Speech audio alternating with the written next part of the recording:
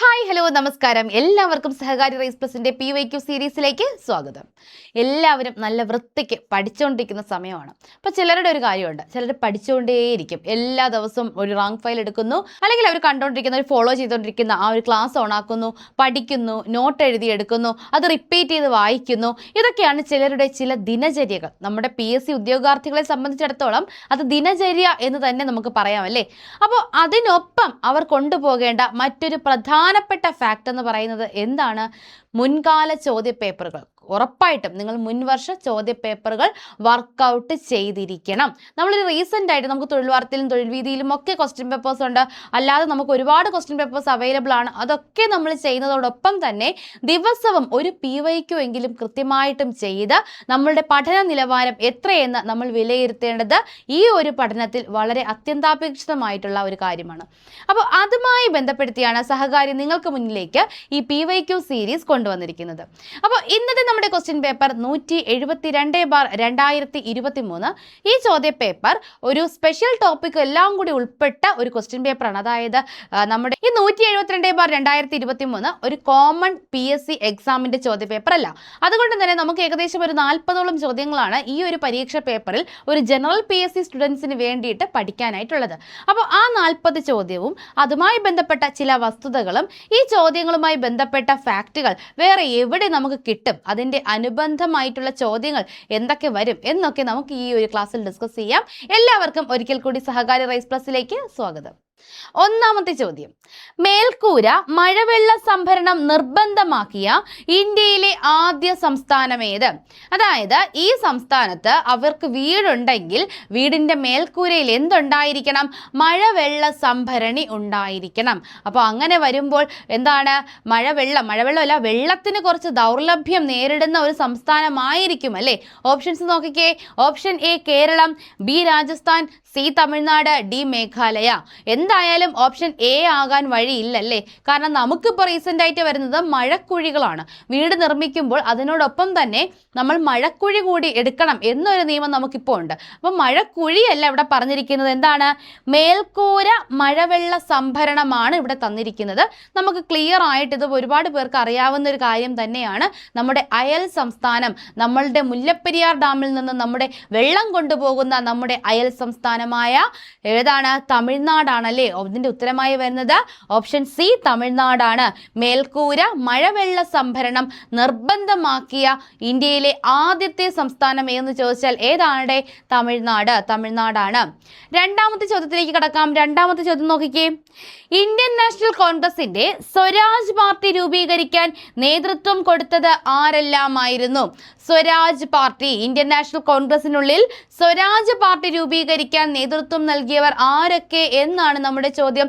Options ഒന്ന് പരിചയപ്പെടാം.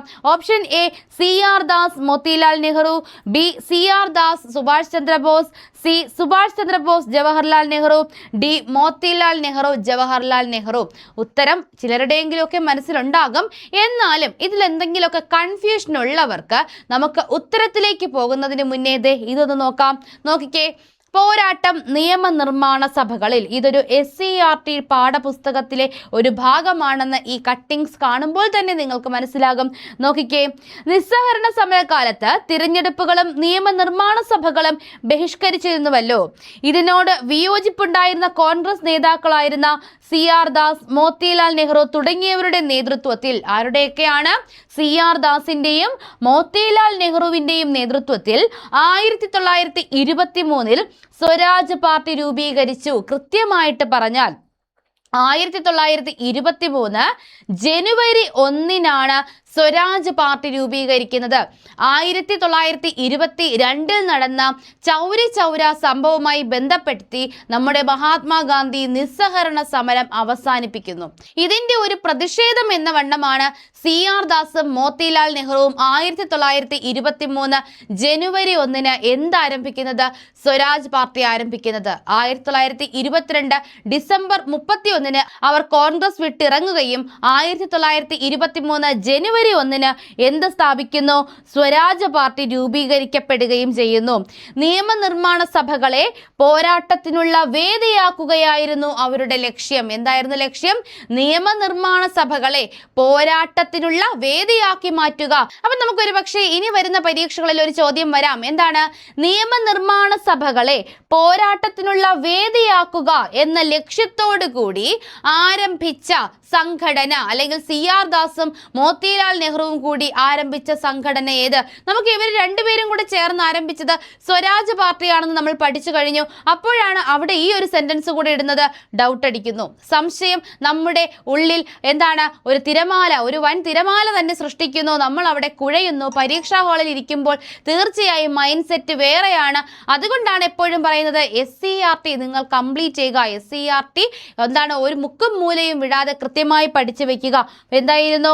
നിയമനിർമ്മാണ സഭകളെ പോരാട്ടത്തിനുള്ള വേദിയാക്കുക എന്ന ലക്ഷ്യത്തോടെ CR ദാസും മോത്തിലാൽ നെഹ്റുവും ചേർന്ന് ആരംഭിച്ചത് എന്തായിരുന്നു? സ്വരാജ് പാർട്ടി. 1923 ജനുവരി 1.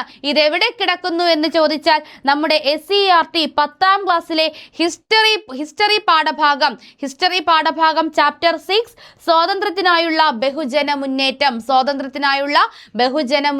നിങ്ങൾ വായിച്ചിരിക്കേണ്ട ഒരു പാഠമാണ്, അറിഞ്ഞിരിക്കേണ്ട ഒരു പാഠമാണ്. നമുക്ക് SCERT സീരീസ് ഉണ്ട്, നിങ്ങൾ അത് ഫോളോ ചെയ്യുക. അപ്പോൾ നമുക്ക് ഇവിടെ ഉത്തരമായി വരുന്നു, സ്വരാജ് പാർട്ടി രൂപീകരിക്കാൻ നേതൃത്വം കൊടുത്തത് ആരെല്ലാമായിരുന്നു? ക്ലിയർ അല്ലേ? ഓപ്ഷൻ എ CR ദാസും മോത്തിലാൽ നെഹ്റുവും. സെറ്റല്ലേടെ? അടുത്ത ചോദ്യത്തിലേക്ക് നമുക്ക് പോകാം. അടുത്ത ചോദ്യം എന്തായിരുന്നു? നോക്കിക്കേ അടുത്ത ചോദ്യം.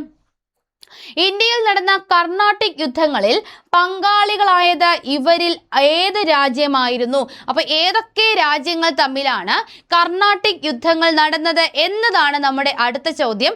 നമുക്ക് ഓപ്ഷൻസ് വായിക്കാം. ഓപ്ഷൻ എ ഡച്ചുകാരും ഇംഗ്ലണ്ടും, ബി പോർച്ചുഗലും ഫ്രാൻസും, സി ഇംഗ്ലണ്ടും ഫ്രാൻസും, ഡി ഇംഗ്ലണ്ടും പോർച്ചുഗലും. അപ്പോൾ ഇതും വ്യക്തമായിട്ട് നമ്മുടെ സ്കൂൾ ക്ലാസ്സുകളിൽ പഠിക്കാനുണ്ട്. നമുക്ക് ഉത്തരത്തിലേക്ക് എത്തുന്നതിന് മുന്നേ നമുക്കതൊന്ന് വായിച്ചിട്ട് ആ ഉത്തരം കണ്ടുപിടിക്കാൻ നോക്കാം. നോക്കിക്കേ, ഇന്ത്യയിൽ ഫ്രഞ്ചുകാരും ബ്രിട്ടീഷുകാരും, ആ സെന്റൻസ് തുടങ്ങുന്നത് തന്നെ നമ്മുടെ ഉത്തരത്തോടു കൂടിയാണ്. ഇന്ത്യയിൽ ഫ്രഞ്ചുകാരും ബ്രിട്ടീഷുകാരും തമ്മിലുണ്ടായ യുദ്ധങ്ങൾ കർണാട്ടിക് യുദ്ധങ്ങൾ എന്നറിയപ്പെടുന്നു. വേറെ എവിടെയെങ്കിലും പോണോടെ SCERT പഠിച്ചാൽ പോരെ? നമുക്കിത് കംപ്ലീറ്റ് കിട്ടാനായിട്ട്. ഇന്ത്യയിൽ ബ്രിട്ടീഷുകാരും ഫ്രഞ്ചുകാരും തമ്മിലുള്ള യുദ്ധങ്ങളാണ് കർണാട്ടിക് യുദ്ധങ്ങൾ. ഇന്നത്തെ തമിഴ്നാടിന്റെ ഭൂരിപക്ഷ പ്രദേശങ്ങളും ആന്ധ്രാപ്രദേശിന്റെ തെക്കൻ തീരപ്രദേശങ്ങളും ഉൾപ്പെടുന്ന മേഖലയാണ് കർണാട്ടിക്. അപ്പോൾ ഏത് മേഖലയാണ് കർണാട്ടിക് എന്ന് ചോദിച്ചാൽ വ്യക്തമായി പഠിച്ചു വെക്കുക. എന്താണ്? ഇന്നത്തെ തമിഴ്നാടിന്റെ ഭൂരിപക്ഷ പ്രദേശങ്ങളും അതുപോലെ തന്നെ ആന്ധ്രാപ്രദേശിന്റെ തെക്കൻ തീരപ്രദേശങ്ങളും ഉൾപ്പെടുന്ന മേഖലയാണ് നമ്മൾ കർണാട്ടിക് മേഖല എന്നറിയപ്പെടുന്നത്. കർണാട്ടിക് യുദ്ധങ്ങൾ 3 ഉണ്ടായിരുന്നു. 3 കർണാട്ടിക് യുദ്ധങ്ങളാണ് നടന്നിരുന്നത്. അപ്പോൾ നമ്മൾ ഉത്തരത്തിലേക്ക് എത്തിക്കഴിഞ്ഞു അല്ലേ? ഇത് ഏത് പാഠഭാഗത്തിൽ കിടക്കുന്നു എന്ന് അറിയണ്ടേ? നമ്മുടെ 8ാം ക്ലാസ്സിലെ സോഷ്യൽ സയൻസിലെ 1ാമത്തെ പാഠഭാഗം, 1ാമത്തെ പാഠം അധിനിവേശവും ചെറുത്തുനിൽപ്പും എന്ന പാഠഭാഗത്തിലെ കണ്ടന്റ് ആണ് ഈ കൊടുത്തിരിക്കുന്നത്. നമുക്ക് ഉത്തരം നോക്കാം. ഏതാണ് ഉത്തരം? ഇനി നമുക്കറിയാമല്ലോ അല്ലേ, കർണാട്ടിക് യുദ്ധങ്ങളിൽ പങ്കാളിയായത് ഏതൊക്കെ രാജ്യങ്ങളാണ്? ഏതൊക്കെയായിരുന്നു? ഇംഗ്ലണ്ടും ഫ്രാൻസും അല്ലേ? ബ്രിട്ടീഷുകാരും ഫ്രാൻസുമാണ്. ഇപ്പൊ ക്ലിയർ അല്ലേ? ഇംഗ്ലണ്ടും ഫ്രാൻസും, ബ്രിട്ടീഷുകാരും ഫ്രഞ്ചുകാരുമാണ് എന്തിലേർപ്പെട്ടത്? കർണാട്ടിക് യുദ്ധത്തിൽ. ഇംഗ്ലണ്ടും ഫ്രാൻസും. അടുത്ത ചോദ്യത്തിലേക്ക് നമുക്ക് പോകാം. താഴെ കൊടുത്തിരിക്കുന്നവയിൽ ഉപദ്വീപീയ നദികളിൽ ഉൾപ്പെടാത്തത് ഏത്? ഇന്ത്യൻ ഉപദ്വീപീയ നദികളിൽ ഉൾപ്പെടാത്തത് ഏത് എന്നാണ് ചോദ്യം. ഗോദാവരി, ഗംഗ, കാവേരി, മഹാനദി. ഉപദ്വീപീയ ഇന്ത്യയിലൂടെ ഒഴുകുന്ന നദികളാണ് ചോദിച്ചിരിക്കുന്നത്. ഗോദാവരി എന്താണ്? നമ്മുടെ ഉപദ്വീപീയൻ നദിയാണ്. ഗംഗ നമുക്ക് റൗണ്ട് ചെയ്ത് വെക്കാം.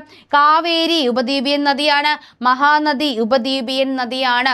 എന്നാൽ ഗംഗ ഒരു ഉപദ്വീപീയൻ നദിയാണോ? അല്ല, ഗംഗ ഉപദ്വീപീയൻ നദിയല്ല. ഗംഗയാണ് ഇവിടെ ഉത്തരമായി വരുന്നത്. ഉപദ്വീപീയൻ നദികളിൽ ഉൾപ്പെടാത്തത് ഏത് എന്ന് ചോദിച്ചാൽ അത് ഏതാണ്? ഗംഗയാണ്. ഗംഗ. ഗോദാവരി എന്തെന്നറിയപ്പെടുന്നു? ദക്ഷിണ ഗംഗ എന്നറിയപ്പെടുന്ന നദിയാണ് ഏത്? നമ്മുടെ ഗോദാവരി. മഹാരാഷ്ട്രയിലെ നാസിക്കിൽ നിന്നും ഉത്ഭവിക്കുന്ന നദിയാണ് ഏത്? ഗോദാവരി എന്ന് പറയുന്നത്. ക്ലിയർ അല്ലേ? അപ്പോൾ ഉപദ്വീപീയ നദികളിൽ ഉൾപ്പെടാത്തത് ഇതിൽ ഏതാണ്? ഗംഗയാണ്. നർമ്മദ, താപ്തി, കാവേരി, മഹാനദി, ഗോദാവരി, കൃഷ്ണ ഇതെല്ലാം തന്നെ നമ്മുടെ ഉപദ്വീപീയ നദികളാണ് കേട്ടോ. സിന്ധു, ഗംഗ, ബ്രഹ്മപുത്ര ഇതൊന്നും ഉപദ്വീപീയ നദികളല്ല, ഇത് ഹിമാലയൻ നദികളാണ്. ഹിമാലയത്തിൽ നിന്നും ഉത്ഭവിക്കുന്ന നദികളാണല്ലേ. ഗംഗ ഗംഗോത്രിയിൽ നിന്നും ഉത്ഭവിക്കുന്നു, നമുക്കറിയാം. യമുന യമുനോത്രിയിൽ നിന്ന്, അങ്ങനെ ഗംഗ, യമുന, ബ്രഹ്മപുത്ര, സിന്ധു ഇതൊക്കെ എന്താണ്? ഹിമാലയത്തിൽ നിന്നും ഉത്ഭവിക്കുന്നതാണ്. ഇന്ത്യൻ ഉപദ്വീപിൽ നിന്നും ഉത്ഭവിക്കുന്ന നമ്മുടെ ആ മലനിരകൾ, മൈക്കല മലനിരകൾ, അതുപോലെ നാസിക്, അവിടെ നിന്നൊക്കെ ഉത്ഭവിക്കുന്ന നമ്മുടെ നദികളാണ് ഉപദ്വീപീയൻ നദികൾ എന്ന് പറയുന്നത് അല്ലേ. അതേതൊക്കെയാണ്? ഗോദാവരി, കൃഷ്ണ, കാവേരി, മഹാനദി, അങ്ങനെ കുറച്ച് നദികളുടെ ഒരു സമൂഹം തന്നെ നമുക്കുണ്ടല്ലേ. അപ്പൊ നമുക്ക് അടുത്ത ചോദ്യത്തിലേക്ക് പോകാം. ഇതിന്റെ ഉത്തരം നമുക്ക് കിട്ടിക്കഴിഞ്ഞു. അടുത്ത ചോദ്യം, അഞ്ചാമത്തെ ചോദ്യം നമുക്ക് നോക്കാം. അഞ്ചാമത്തെ ചോദ്യം എവിടെ? ആന്ധ്രാപ്രദേശിലെ ബോറ ഗുഹകൾ താഴെ കൊടുത്തവയിൽ ഏതുമായി ബന്ധപ്പെട്ടതാണ്? ബോറ ഗുഹകൾ ഇതൊരു ശിലകളുമായി ബന്ധപ്പെടുത്തിയ ഒരു ചോദ്യമാണ്. ഓപ്ഷൻ എ കൂൺ ശിലകൾ, ബി ഗീസറുകൾ, സി ചുണ്ണാമ്പുകല്ല്, ഡി ഇവയൊന്നുമല്ല. ബോറ ഗുഹ. അപ്പൊ നിങ്ങൾ ഇതൊന്ന് ഓർത്ത് വെക്കുക. അമ്മൂമ്മമാരൊക്കെ എന്ത് ചെയ്യും? ബോറടിക്കുമ്പോൾ വെറ്റില മുറുക്കാറുണ്ട് അല്ലെ. ചുണ്ണാമ്പൊക്കെ തേച്ച് വെറ്റില മടക്കി മുറുക്കാറുണ്ട് നമ്മുടെ മുത്തശ്ശിമാരൊക്കെ. അവർ ബോറടി മാറ്റുന്നത് അങ്ങനെയല്ലേ. പിന്നീട് അവർ സംസാരിക്കുമ്പോൾ നമ്മൾ അടുത്ത് പോയി ഇരിക്കരുത്. എന്താണ്? അവർ ഈ ചവച്ച് കുഴച്ച ആ ഒരു മുറുക്കാന്റെ ആ ഒരു ലിക്വിഡ് ഉണ്ടല്ലോ, ആ റെഡ് കളറുള്ളത്, അത് അത്രയും നമ്മളെ മുഖത്തിരിക്കും. അതുകൊണ്ട് നമ്മൾ അതിനുശേഷം അവരോട് സംസാരിക്കാൻ നിൽക്കരുത്. അപ്പോൾ മുത്തശ്ശിമാര് ബോറടിക്കുമ്പോൾ ചുണ്ണാമ്പ് പുരട്ടി ചവയ്ക്കുകയാണ് ചെയ്യുന്നത്. വെറ്റില ചവയ്ക്കും. ബോറ ഗുഹകൾ ഏതുമായി ബന്ധപ്പെട്ടിരിക്കുന്നു? ഇവിടെ ചുണ്ണാമ്പ് കല്ല്. ബോറ ഗുഹകളിൽ ഉള്ളത് എന്താണ്? ചുണ്ണാമ്പ് കല്ല്. ആന്ധ്രാപ്രദേശിലാണ് ബോറ ഗുഹകൾ കാണപ്പെടുന്നത്. ഇത് ശിലകളുമായി ബന്ധപ്പെടുത്തി നമുക്ക് ചോദിക്കുന്ന ചോദ്യമാണ് കേട്ടോ. അടുത്ത ചോദ്യത്തിലേക്ക് പോകാം. അടുത്ത ചോദ്യം, ആറാമത്തെ ചോദ്യം നമുക്ക് നോക്കാം. ഗാന്ധിജി പങ്കെടുത്ത വട്ടമേശ സമ്മേളനവുമായി ബന്ധപ്പെടുത്തി താഴെ കൊടുത്തിരിക്കുന്ന പ്രസ്താവനകളിൽ ശരിയായത്. ഇങ്ങനെ പ്രസ്താവന ശരി തെറ്റ് ചോദിക്കുമ്പോൾ ഞാൻ എപ്പോഴും പറയുന്നതാണ് റൗണ്ട് ചെയ്ത് വെക്കുക. അതെ, ഇവിടെ ശരിയാണ് ചോദിച്ചിരിക്കുന്നത്. ശരിയായത് ഏത്? ഓപ്ഷൻ എ 1 ഉം 3 ഉം സമ്മേളനങ്ങളിൽ പങ്കെടുത്തു. ഓപ്ഷൻ ബി 1 ഉം 2 ഉം സമ്മേളനങ്ങളിൽ പങ്കെടുത്തു. ഓപ്ഷൻ സി രണ്ടാമത്തെ സമ്മേളനത്തിൽ മാത്രം പങ്കെടുത്തു. ഓപ്ഷൻ ഡി എല്ലാ സമ്മേളനങ്ങളിലും പങ്കെടുത്തു. നമുക്കിതിന്റെ ഉത്തരം ഒന്ന് നോക്കിയാലോ? ശരിയായത് ഇത് ഉറപ്പാണ്, എ ബി സി ഡി ആണ്. ഒരെണ്ണം മാത്രമേ ശരിയാകൂ. ഏതെങ്കിലും ഒന്നല്ലേ, ഒരു ഓപ്ഷൻ മാത്രമേ നമുക്ക് ചൂസ് ചെയ്യാൻ പറ്റൂ. നമുക്ക് നോക്കാം ഇതിന്റെ ഉത്തരമായി വരുന്നത് എന്താണെന്ന് നോക്കാം. ഇത് ഇവിടെ നോക്കിക്കേ, ഗാന്ധി സംഭാഷണങ്ങൾ. ഇത് നമ്മുടെ 10ാം ക്ലാസ്സിലെ ടെക്സ്റ്റ് ബുക്കിൽ വരുന്നതാണ് കേട്ടോ. ഹിസ്റ്ററി പാഠഭാഗത്തിലേതാണ്. നോക്കിക്കേ, ഗാന്ധി സംഭാഷണങ്ങൾ. പരിമിതമായ ചില അധികാരങ്ങളെങ്കിലും ഇന്ത്യക്കാർക്ക് നൽകേണ്ടി വരും എന്ന നിയമലംഘന സമരം ബ്രിട്ടീഷ് ഭരണകൂടത്തെ ബോധ്യപ്പെടുത്തി. അപ്പോൾ പേരിനെങ്കിലും, നമ്മൾ പേരിനൊരു സ്ഥാനം എന്നൊക്കെ നമ്മളിങ്ങനെ വെറുതെ പറയാറില്ലേ. നമ്മളെന്താണ് വെറുതെ നിർത്തിക്കുന്നുള്ള, പ്രത്യേകിച്ച് ഗുണമൊന്നുമില്ല, പിന്നെ അവനൊന്നും തോന്നാതിരിക്കാൻ വേണ്ടിയിട്ട് ഇങ്ങനെ ഒരു സ്ഥാനം കൊടുത്തിരിക്കുന്നു എന്ന് പറയുന്നത് പോലെ പരിമിതമായ ചില അധികാരങ്ങളെങ്കിലും ആർക്ക് കൊടുക്കണം? ഇന്ത്യക്കാർക്ക് കൊടുക്കണം എന്ന നിയമലംഘന പ്രസ്ഥാനം, നിയമലംഘന സമരങ്ങൾ കഴിഞ്ഞപ്പോൾ ബ്രിട്ടീഷുകാർക്ക് ബോധ്യമായി. അങ്ങനെ ഇതിനായിട്ട് ചില കൂടിയാലോചനകൾ വേണം. പരിമിതമായ ചില അധികാരങ്ങൾ കൊടുക്കണമല്ലോ. അങ്ങനെ അവർക്ക് ഇഷ്ടമുള്ളത് അങ്ങോട്ട് കൊടുത്താൽ വാങ്ങാൻ നിൽക്കുകയല്ലല്ലോ നമ്മുടെ ഇന്ത്യക്കാർ. കാരണം അവരെന്താണ്, പ്രക്ഷോഭം നടത്തിക്കൊണ്ടിരിക്കുകയാണ്. അവരങ്ങ് നമ്മുടെ ചോരയൊക്കെ തിളച്ച് ആ ഒരു പരുവത്തിൽ നിൽക്കുകയാണ്. അപ്പോൾ എന്തെങ്കിലും വിട്ടുകൊടുത്താൽ അവരത് വാങ്ങുമോ? ഇല്ല. അപ്പോൾ അതിന് വേണ്ടിയിട്ട് എന്ത് വേണം? ഒരു സമ്മേളനം വേണം. ഒന്ന് ഇരിക്കണം, ഒന്ന് ഇരുന്ന് ചർച്ച ചെയ്യണം. എന്തൊക്കെയാണ് കൊടുക്കേണ്ടത്, എന്തൊക്കെ അധികാരം കൊടുക്കാം, അങ്ങനെ ഒരു കൂടിയാലോചന വേണ്ടി വന്നു. ഈ കൂടിയാലോചനകൾ വട്ടമേശ സമ്മേളനങ്ങൾ എന്നറിയപ്പെടുന്നു. അപ്പോൾ വട്ടത്തിനൊരു മേശ പിടിച്ചിട്ട് ലണ്ടനിൽ വെച്ചവർ കൂടി വട്ടമേശ സമ്മേളനം. പലർക്കും ഡൗട്ട് ഉള്ളതാണ്. ഇവിടെ വരുന്ന ഒരു സംശയമാണ്, 1ാം വട്ടമേശ സമ്മേളനം. ചിലരെങ്കിലും നമുക്കിങ്ങനെ പരീക്ഷയിൽ ക്വസ്റ്റ്യൻ വരും, 1ാം വട്ടമേശ സമ്മേളനം നടന്നതെന്ന്. ഓപ്ഷൻസ് 1930, 31, 32, 33 എന്നും പറഞ്ഞു കൊടുത്തേക്കും. അപ്പോൾ നമുക്ക് 30 ആണോ 31 ആണോ എന്നുള്ളൊരു ഡൗട്ട് എപ്പോഴും വരുന്നതാണ്. അല്ലെങ്കിൽ തിരിച്ച് ഗാന്ധിജി പങ്കെടുത്ത വട്ടമേശ സമ്മേളനം അങ്ങനെയും ചോദിക്കും. അപ്പോഴും ഈ 30, 31, 32, 33 എന്ന് ഇങ്ങനെ ഓപ്ഷൻസ് നമുക്ക് കിടക്കും. നമുക്കത് ഭയങ്കര ഡൗട്ടാണ്. അപ്പോൾ ഇനി നിങ്ങൾക്കത് ഡൗട്ട് വരരുത്. വട്ടമേശ സമ്മേളനം റൗണ്ട് ടേബിൾ ആണല്ലേ. റൗണ്ട് ടേബിൾ, വട്ടമേശ സമ്മേളനം, വട്ടത്തിനിരുന്നാണ് നമ്മൾ കൂടുന്നത്. അതുകൊണ്ട് തന്നെ അത് നടന്ന വർഷത്തിലും ഒരു വട്ടമുണ്ട്. അവിടെയാണ് നമുക്ക് സംശയം. 1930 അല്ലേ, വട്ടമേശ സമ്മേളനമാണ് നടന്നത്. വട്ട വട്ടത്തിനിരുന്നാണ് സമ്മേളിച്ചത്. അവിടെ ഒരു 0 ഉറപ്പായിട്ടും ഉണ്ടായിരിക്കണം. 1930. അപ്പോൾ ഇനി മറക്കരുത്, ഒന്നാം വട്ടമേശ സമ്മേളനം 31-ലാണോ 30-ലാണോ എന്ന് സംശയമുള്ള ഒരുപാട് പേരുണ്ട്. നിങ്ങളുടെ സംശയം ഇവിടെ തീരണം. 1930-ലാണ് ഒന്നാം വട്ടമേശ സമ്മേളനം നടക്കുന്നത്. ഇവിടെ പറഞ്ഞിട്ടുണ്ട് 1930-ൽ നടന്ന ആദ്യ സമ്മേളനത്തിൽ കോൺഗ്രസ് പങ്കെടുത്തില്ല. അപ്പൊ ഒന്നാം വട്ടമേശ സമ്മേളനത്തിൽ കോൺഗ്രസ് പങ്കെടുത്തില്ല. അപ്പൊ കോൺഗ്രസിൽ നിന്നും, അതായത് INCയെ റെപ്രസെന്റ് ചെയ്ത് കോൺഗ്രസ് പങ്കെടുത്തില്ല എന്ന് പറയുമ്പോൾ INCയെ റെപ്രസെന്റ് ചെയ്ത് ആരും തന്നെ പങ്കെടുത്തില്ല എന്നതാണ് അതിന്റെ അർത്ഥം. നമ്മുടെ അംബേദ്കർ 3 വട്ടമേശ സമ്മേളനങ്ങളിലും പങ്കെടുത്ത വ്യക്തിയാണ്. അപ്പൊ അംബേദ്കർ ഒന്നാം വട്ടമേശ സമ്മേളനത്തിൽ കോൺഗ്രസിനെ പ്രതിനിധീകരിച്ചു എന്ന് പറഞ്ഞാൽ ശരിയോ തെറ്റോ? തെറ്റാണ്. കാരണം അദ്ദേഹം കോൺഗ്രസിനെ പ്രതിനിധീകരിച്ചല്ല പോയത്. ആ ഒരു പിന്നാക്ക സമുദായത്തെ, ആ ഒരു സമൂഹത്തിൽ പിന്നിലോട്ട് നിൽക്കുന്ന അവരെ സംബന്ധിച്ച്, അവരെ റെപ്രസെന്റ് ചെയ്താണ് നമ്മുടെ അംബേദ്കർ പോയിട്ടുള്ളത്. കോൺഗ്രസിനെ പ്രതിനിധീകരിച്ചല്ല എന്ന കാര്യം കൂടി നിങ്ങൾ ഇവിടെ ക്ലിയർ ആക്കുക. അപ്പോൾ 30-ൽ നടന്ന ആദ്യ സമ്മേളനത്തിൽ കോൺഗ്രസ് പങ്കെടുത്തില്ല. ഈ പശ്ചാത്തലത്തിൽ നിയമലംഘന സമരം അവസാനിപ്പിക്കാനും രണ്ടാമത്തെ സമ്മേളനത്തിൽ കോൺഗ്രസ് പ്രതിനിധികളെ പങ്കെടുപ്പിക്കാനും ഗവൺമെന്റ് ശ്രമം ആരംഭിച്ചു. അപ്പോൾ അവർക്ക് ചില അധികാരങ്ങളൊക്കെ കൊടുക്കാനുള്ള ചർച്ചയാണ്. പക്ഷെ അവർ വന്നില്ല. INC ആണ് കംപ്ലീറ്റ് ആയിട്ട് നിൽക്കുന്നതല്ലേ, ഇന്ത്യക്ക് വേണ്ടി എന്ന രീതിയിൽ നിൽക്കുന്നത് INC ആണ്. അവിടെ നിന്നും ആരും വന്നില്ല. അപ്പോൾ അവരിങ്ങനെ ശ്രമിച്ചുകൊണ്ടേയിരുന്നു. അങ്ങനെ അവരെന്ത് ചെയ്തു? ഗാന്ധിജിയെ കുപ്പിയിലാക്കാൻ ശ്രമിച്ചു.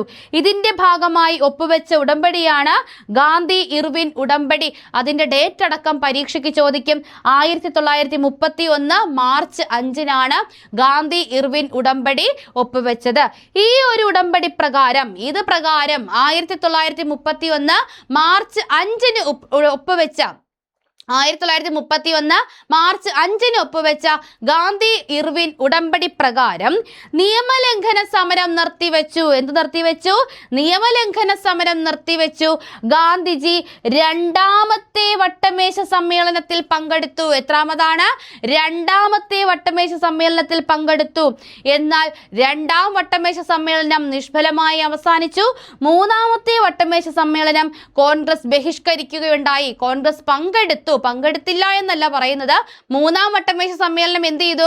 കോൺഗ്രസ് ബഹിഷ്കരിക്കുകയും ചെയ്തു. അപ്പോൾ ഇവിടെ നമ്മൾ ഉത്തരത്തിലേക്ക് എത്തിക്കഴിഞ്ഞു. ഇവിടെ നമ്മൾ ഒരുപാട് കാര്യങ്ങൾ ഡിസ്കസ് ചെയ്തു. അതെല്ലാം നിങ്ങളുടെ മനസ്സിലുണ്ടായിരിക്കണം. നമ്മൾ പറഞ്ഞു കഴിഞ്ഞു, ഗാന്ധിജി പങ്കെടുത്ത വട്ടമേശ സമ്മേളനം, ശരിയായ പ്രസ്താവന ഏതാണ്? രണ്ടാം വട്ടമേശ സമ്മേളനം അല്ലേ? ഇവിടെ ഓപ്ഷൻ സി, രണ്ടാമത്തെ സമ്മേളനത്തിൽ മാത്രം പങ്കെടുത്തു എന്നതാണ് ശരിയായിട്ടുള്ള ഉത്തരം. സെറ്റല്ലേ? നമുക്ക് അടുത്തത് നോക്കാം. 7-ാമത്തെ ചോദ്യം നോക്കാം. നോക്കിക്കേ. ഉഷ്ണകാലത്ത് പശ്ചിമ ബംഗാളിൽ അനുഭവപ്പെടാറുള്ള ഇടിമിന്നലോട് കൂടിയ മഴ ഏതു പേരിലാണ് അറിയപ്പെടുന്നത്? ഇവിടെ ഒരു മഴയാണ് ചോദിച്ചിരിക്കുന്നത്. കാൽബൈശാഖി, മാംഗോ ഷവർ, ലൂ, തെക്കു പടിഞ്ഞാറൻ മൺസൂൺ. അപ്പോൾ ഇവിടെ ചോദിക്കുന്നത് ഉഷ്ണകാലത്ത് പശ്ചിമ ബംഗാളിൽ അനുഭവപ്പെടാറുള്ള ഇടിമിന്നലോട് കൂടിയ മഴ ഏതെന്നാണ്. ഏതാണ് ആ മഴ? ഇടിമിന്നലോട് കൂടിയ ആ ഒരു മഴ. ലൂ ഒരു കാറ്റാണ്. തെക്കു പടിഞ്ഞാറൻ മൺസൂണും കാറ്റാണ്. മാംഗോ ഷവർ വീശുന്നത്, എന്താണ് മാംഗോ ഷവർ പെയ്യുന്നത്, ആ ഒരു മഴ പെയ്യുന്നത് എവിടെയാണ്? നമ്മുടെ കർണാടക ഭാഗത്തേക്കാണ്. അതെന്തായാലും പശ്ചിമ ബംഗാൾ വരെ എത്താറില്ല. അപ്പോൾ ഇവിടെ ഉത്തരമായി വരുന്നത് എന്താണ്? നിങ്ങളുടെ ഉള്ളിൽ എത്തിക്കാണും. ഓപ്ഷൻ എ, കാൽബൈശാഖി അല്ലേ? കാൽബൈശാഖി. ഉഷ്ണകാലത്ത് പശ്ചിമ ബംഗാളിൽ അനുഭവപ്പെടുന്ന ഇടിമിന്നലോട് കൂടിയ മഴയാണ് ഏത്? കാൽബൈശാഖി. ഇവിടെ നിങ്ങൾക്ക് 1-2 കാര്യങ്ങളും കൂടെ നമുക്ക് ജസ്റ്റ് ഒന്ന് നോക്കാം. നോക്കിക്കേടെ, ആ കാറ്റുകൾ നോക്കിക്കേ. പ്രാദേശികവാദങ്ങളാണ്. ലൂ, ചിനൂക്ക്, ഫൊൻ, ഹർമാറ്റൻ. ഇത് ഇത്രയും എന്താണ്? പ്രാദേശികവാദങ്ങളാണ്. അത് വീശുന്ന പ്രദേശം നോക്കിക്കേ. ലൂ വീശുന്നത് ഉത്തരേന്ത്യൻ സമതലത്താണ്. ഉത്തരേന്ത്യൻ സമതലത്ത് വീശുന്ന ഉഷ്ണക്കാറ്റാണ് ലൂ. നമുക്ക് കാൽബൈശാഖിയും ലൂവും കാണുമ്പോൾ ഒരു ഡൗട്ട് അവിടെ വരും. ലൂ എന്താണ്? ഉഷ്ണക്കാറ്റാണ്. ഉത്തരേന്ത്യൻ സമതലങ്ങളിൽ വീശുന്ന ഉഷ്ണക്കാറ്റാണ് ലൂ എന്ന് പറയുന്നത്. കാൽബൈശാഖി എന്താണ്? ആ സമയങ്ങളിൽ അവിടെ പെയ്യുന്ന മഴയാണല്ലേ? മഴയാണ് കാൽബൈശാഖി. ചിനൂക്ക് ചിനൂക്ക് എന്താണ്? വടക്കേ അമേരിക്കയിലെ റോക്കി പർവ്വതനിരയിൽ പർവ്വതച്ചരിവിൽ വീശുന്ന വരണ്ട ഉഷ്ണക്കാറ്റാണ് ഏത്? ചിനൂക്ക്. മഞ്ഞു തിന്നുന്നവൻ. കാറ്റ് എന്താണ്? ചൂടുള്ളവർക്കല്ലേ, ചൂട് വെച്ചാലല്ലേ മഞ്ഞ് അലിയത്തുള്ളൂ. അപ്പൊ മഞ്ഞു തിന്നുന്നവൻ എന്നറിയപ്പെടുന്ന കാറ്റാണ് ഏത്? ചിനൂക്ക് എന്ന് പറയുന്നത്. അടുത്ത എന്താണ്? ഫൊൻ ഏതാണ്? യൂറോപ്പിലെ ആൽപ്സ് പർവ്വതനിരയിൽ വീശുന്ന വരണ്ട ഉഷ്ണക്കാറ്റാണ് ഏതെന്ന് പറയുന്നത്? ഫൊൻ എന്ന് പറയുന്നത്. അടുത്തത് ഹർമാറ്റൻ ആഫ്രിക്കയിലെ സഹാറ മരുഭൂമിയിൽ കൊടും ചൂടിന് ശമനമേകുന്ന കാറ്റാണ് ഹർമാറ്റൻ ആണ് ഡോക്ടർ എന്നറിയപ്പെടുന്നത്. അതായത് അവർക്ക് ആ ഒരു ചൂട് സമയത്തുണ്ടാകുന്ന രോഗങ്ങളിൽ നിന്ന് നമ്മുടെ ആഫ്രിക്കയിലെ ജനങ്ങളെ രക്ഷകനായിട്ടെത്തുന്ന ഒരു കാറ്റാണ് ഈ ഹർമാറ്റൻ എന്നറിയപ്പെടുന്നത്. അപ്പോൾ ഇത് ഡോക്ടർ എന്നറിയപ്പെടുന്ന കാറ്റാണ് ഹർമാറ്റൻ. കൊടും ചൂടിന് ശമനമേകുന്നു. ആഫ്രിക്കയിലെ സഹാറ മരുഭൂമിയിലാണ് വീശുന്നത്. അപ്പോൾ നമ്മൾ കുറച്ച് കാറ്റുകളും കൂടെ പരിചയപ്പെട്ടല്ലോ. അപ്പോൾ ഇതെല്ലാം പ്രാദേശിക വാദങ്ങളാണ് എന്നുള്ള കാര്യം നിങ്ങൾ മറക്കാതിരിക്കുക. അപ്പോൾ നമ്മൾ 7ാമത്തെ ചോദ്യത്തിന് ഉത്തരം കണ്ടെത്തി. അടുത്ത 8ാമത്തെ ചോദ്യം ഒരു ഡയറക്റ്റ് ചോദ്യമാണ്. കേന്ദ്ര വിജിലൻസ് കമ്മീഷൻ നിലവിൽ വന്ന വർഷം. കേന്ദ്ര വിജിലൻസ് കമ്മീഷൻ. ഓപ്ഷൻസ് നോക്കാം.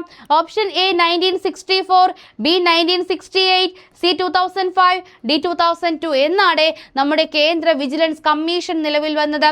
1964 കേന്ദ്ര വിജിലൻസ് കമ്മീഷൻ നിലവിൽ വന്നത് 1964. അടുത്ത ചോദ്യത്തിലേക്ക് നമുക്ക് പോകാം. ഓക്കെ, അടുത്ത ചോദ്യത്തിലേക്ക് പോകാം. അടുത്ത ചോദ്യം ദാ വരുന്നു. ഇത് നമ്മുടെ SCERT ആണ്. ക്ലാസ് 10 ജിയോഗ്രഫി, നമ്മുടെ 10ാം ക്ലാസ്സിലെ ജിയോഗ്രഫി ടെക്സ്റ്റിലുള്ളതാണ് കേട്ടോ ഈ ഒരു ടേബിൾ എന്ന് പറയുന്നത്. ആ ഒരു ടേബിളിൽ തന്നെ നമുക്ക് വേണ്ട എന്തോരം ചോദ്യങ്ങളും ഉത്തരങ്ങളും ഒളിഞ്ഞിരിപ്പുണ്ട്. നോക്കിക്കേ, അടുത്ത ചോദ്യം. എത്രാമത്തെ ഭരണഘടനാ ഭേദഗതിയിലൂടെയാണ് ഇന്ത്യയിൽ വോട്ടിംഗ് പ്രായം 21-ൽ നിന്നും 18 കുറച്ചത്? അപ്പോൾ എത്രാമത്തെ ഭരണഘടനാ ഭേദഗതിയിലൂടെയാണ് ഇന്ത്യയിൽ വോട്ടിംഗ് പ്രായം 21-ൽ നിന്ന് 18 കുറച്ചത്? അതേ കിടക്കുന്നു ഭരണഘടനാ ഭേദഗതി. 61-ാം ഭരണഘടനാ ഭേദഗതിക്ക് അംഗീകാരം. 18 വയസ്സ് പൂർത്തിയായാൽ ഇനി തിരഞ്ഞെടുപ്പിൽ വോട്ട് ചെയ്യാം. നമ്മുടെ ഉത്തരം ദേ ഈ ഒരു കഷ്ണം പേപ്പറിലുണ്ട്. അടുത്തത് കൂടെ നമുക്ക് വെറുതെ നോക്കാം. 86-ാം ഭരണഘടനാ ഭേദഗതിക്ക് രാഷ്ട്രപതിയുടെ അംഗീകാരം. വിദ്യാഭ്യാസം നമുക്കിനി മൗലികാവകാശം അല്ലെ? വിദ്യാഭ്യാസം മൗലികാവകാശമായി പ്രഖ്യാപിച്ചു. 86-ാം ഭരണഘടനാ ഭേദഗതി. 101 എന്താണ്? 101-ാം ഭേദഗതി GST നിലവിൽ വന്നു. GST നിലവിൽ വന്ന ഭേദഗതിയാണ് 101-ാം ഭരണഘടനാ ഭേദഗതി. ഇതും നമ്മുടെ 10ാം ക്ലാസ്സിലെ ഹിസ്റ്ററി പാഠഭാഗത്തിൽ ഉൾപ്പെട്ടിട്ടുള്ള വിവരങ്ങളാണ്. നിങ്ങൾ വ്യക്തമായിട്ട് തന്നെ ഇതെല്ലാം പഠിച്ചു വെക്കുക. ഇത് ഇത്രയും കാണുമ്പോൾ ഒരു PSC ഉദ്യോഗാർത്ഥി SCERT സീരീസ് ഫോളോ ചെയ്യേണ്ട, SCERT പാഠഭാഗങ്ങൾ അറിഞ്ഞിരിക്കേണ്ടതിൻ്റെ ആവശ്യകത എന്തെന്ന് നിങ്ങൾക്ക് മനസ്സിലായിട്ടുണ്ടാകും. തീർച്ചയായും നമുക്ക് എല്ലാ ദിവസവും ഓരോ ചാപ്റ്റർ വെച്ച് SCERT സീരീസ് നമ്മൾ സ്റ്റാർട്ട് ചെയ്തിട്ടുണ്ട്. നിങ്ങൾ എല്ലാവരും അത് കാണുക, കൃത്യമായിട്ടും പഠിച്ചു വയ്ക്കുക. നമ്മുടെ പരീക്ഷകൾ അടുക്കുമ്പോഴത്തേക്കും നമ്മൾ 10ാം ക്ലാസ് വരെ, 10ാം ക്ലാസ് അല്ല +2 വരെയുള്ള SCERT സീരീസ് കംപ്ലീറ്റ് എല്ലാ പാഠഭാഗങ്ങളും, സോഷ്യൽ സയൻസ് ആയാലും സയൻസ് ആയാലും എല്ലാ പാഠഭാഗങ്ങളും നമ്മൾ കൃത്യമായിട്ടും പഠിച്ചു പോയിരിക്കും. അപ്പോൾ മസ്റ്റായിട്ട് നിങ്ങൾ PSC ഉദ്യോഗാർത്ഥിയാണെങ്കിൽ, നിങ്ങൾ ആത്മാർത്ഥമായിട്ട് പഠിക്കുന്നവരാണെങ്കിൽ നിങ്ങൾ ഉറപ്പായിട്ടും SCERTയും NCERTയും പഠിക്കാതെ പരീക്ഷയ്ക്ക് പ്രിപ്പയർ ചെയ്തിട്ട് യാതൊരുവിധ കാര്യവുമില്ല. അത് ഇത്തരം ചോദ്യങ്ങൾ നമുക്ക് കാണിച്ചു തരുന്നതാണ് കേട്ടോ. അപ്പോൾ നിങ്ങൾ നോക്കിക്കേ, അപ്പോൾ നമുക്ക് ഉത്തരം കിട്ടിയില്ലേ? ഏതാണ്? 61 അല്ലേ? വോട്ടിംഗ് പ്രായം 21-ൽ നിന്നും 18 കുറച്ച ഭരണഘടനാ ഭേദഗതി എന്ന് ചോദിച്ചാൽ ഏതാണ്? 61-ാം ഭരണഘടനാ ഭേദഗതി. സെറ്റല്ലേ? അടുത്ത ചോദ്യത്തിലേക്ക് നമുക്ക് പോകാം. 10ാമത്തെ ചോദ്യം. താഴെ കൊടുത്തിട്ടുള്ള ഏത് ഏജൻസിയുടെ പുതിയ രൂപമാണ് നീതി ആയോഗ് സംവിധാനം? ഇത് ക്ലിയർ ആണല്ലേ? വിവരാവകാശ കമ്മീഷൻ, നിയമ കമ്മീഷൻ, മനുഷ്യാവകാശ കമ്മീഷൻ, പ്ലാനിംഗ് കമ്മീഷൻ. ഏതാണ്? ഏതിന് പകരമാണ് നമ്മുടെ നീതി ആയോഗ് നിലവിൽ വന്നത്? ഏതാണ് നിർത്തലാക്കിയത്? പഞ്ചവത്സര പദ്ധതികൾക്ക് ആ ഒരു നിർദ്ദേശം നൽകുന്ന, അല്ലെങ്കിൽ അതിനൊരു അന്തിമ തീരുമാനം നൽകുന്ന നമ്മുടെ കമ്മീഷൻ, അതിനെ നിയന്ത്രിക്കുന്ന നമ്മുടെ കമ്മീഷൻ ഏതാണ്? നമ്മുടെ പ്ലാനിംഗ് കമ്മീഷൻ അല്ലേ? പ്ലാനിംഗ് കമ്മീഷന് പകരമാണ് എന്ത് വരുന്നത്? നീതി ആയോഗ് നിലവിൽ വരുന്നത്. പ്ലാനിംഗ് കമ്മീഷന് പകരമാണ് നീതി ആയോഗ് നിലവിൽ വരുന്നത്. അടുത്ത ചോദ്യം എന്താണ്? അടുത്ത ചോദ്യം നോക്കട്ടെ. 11ാമത്തെ ചോദ്യം നോക്കിക്കേ.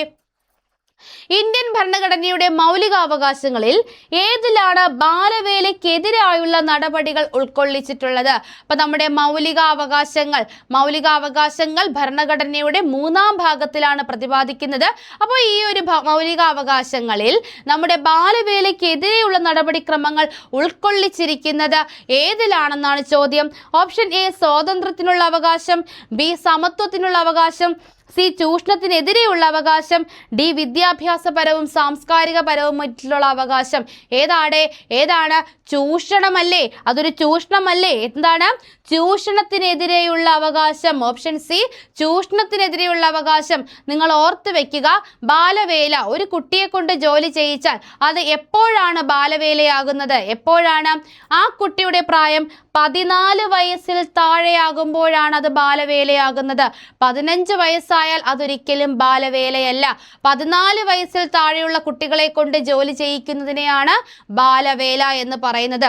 അതേസമയം ചിലർക്കെങ്കിലും ഡൗട്ട് വരുന്നതാണ്, നമ്മുടെ പോക്സോ നിയമപ്രകാരം കുട്ടി എന്ന നിർവചനം 18 വയസ്സിൽ താഴെയുള്ളവരാണ്. നമ്മുടെ പോക്സോ നിയമപ്രകാരം കുട്ടി എന്ന് കണക്കാക്കുന്നത് 18 വയസ്സിൽ താഴെയുള്ളവരെയും ബാലവേല പ്രകാരം അത് 14 വയസ്സിന് താഴെയുള്ളവരെയുമാണെന്നുള്ള കാര്യം, അല്ലെങ്കിൽ 14 വരെ, ഇവിടെ എത്രയാണ്? 18 വരെ ആണെന്ന് നിങ്ങൾ വ്യക്തമായിട്ട് പഠിച്ചു വെക്കുക. അടുത്ത ചോദ്യം, 12ാമത്തെ ചോദ്യം നോക്കിക്കേ. ഇന്ത്യയിൽ ദേശീയ ഉപഭോക്തൃ ദിനമായി ആചരിക്കുന്നത് എന്നാണ്? ഇന്ത്യയിൽ ദേശീയ ഉപഭോക്തൃ ദിനം ഡിസംബർ 24, ഡിസംബർ 21, നവംബർ 24, ഡിസംബർ 10 എന്നാണ് നമ്മുടെ ദേശീയ ഉപഭോക്തൃ ദിനം? എന്നാണ്?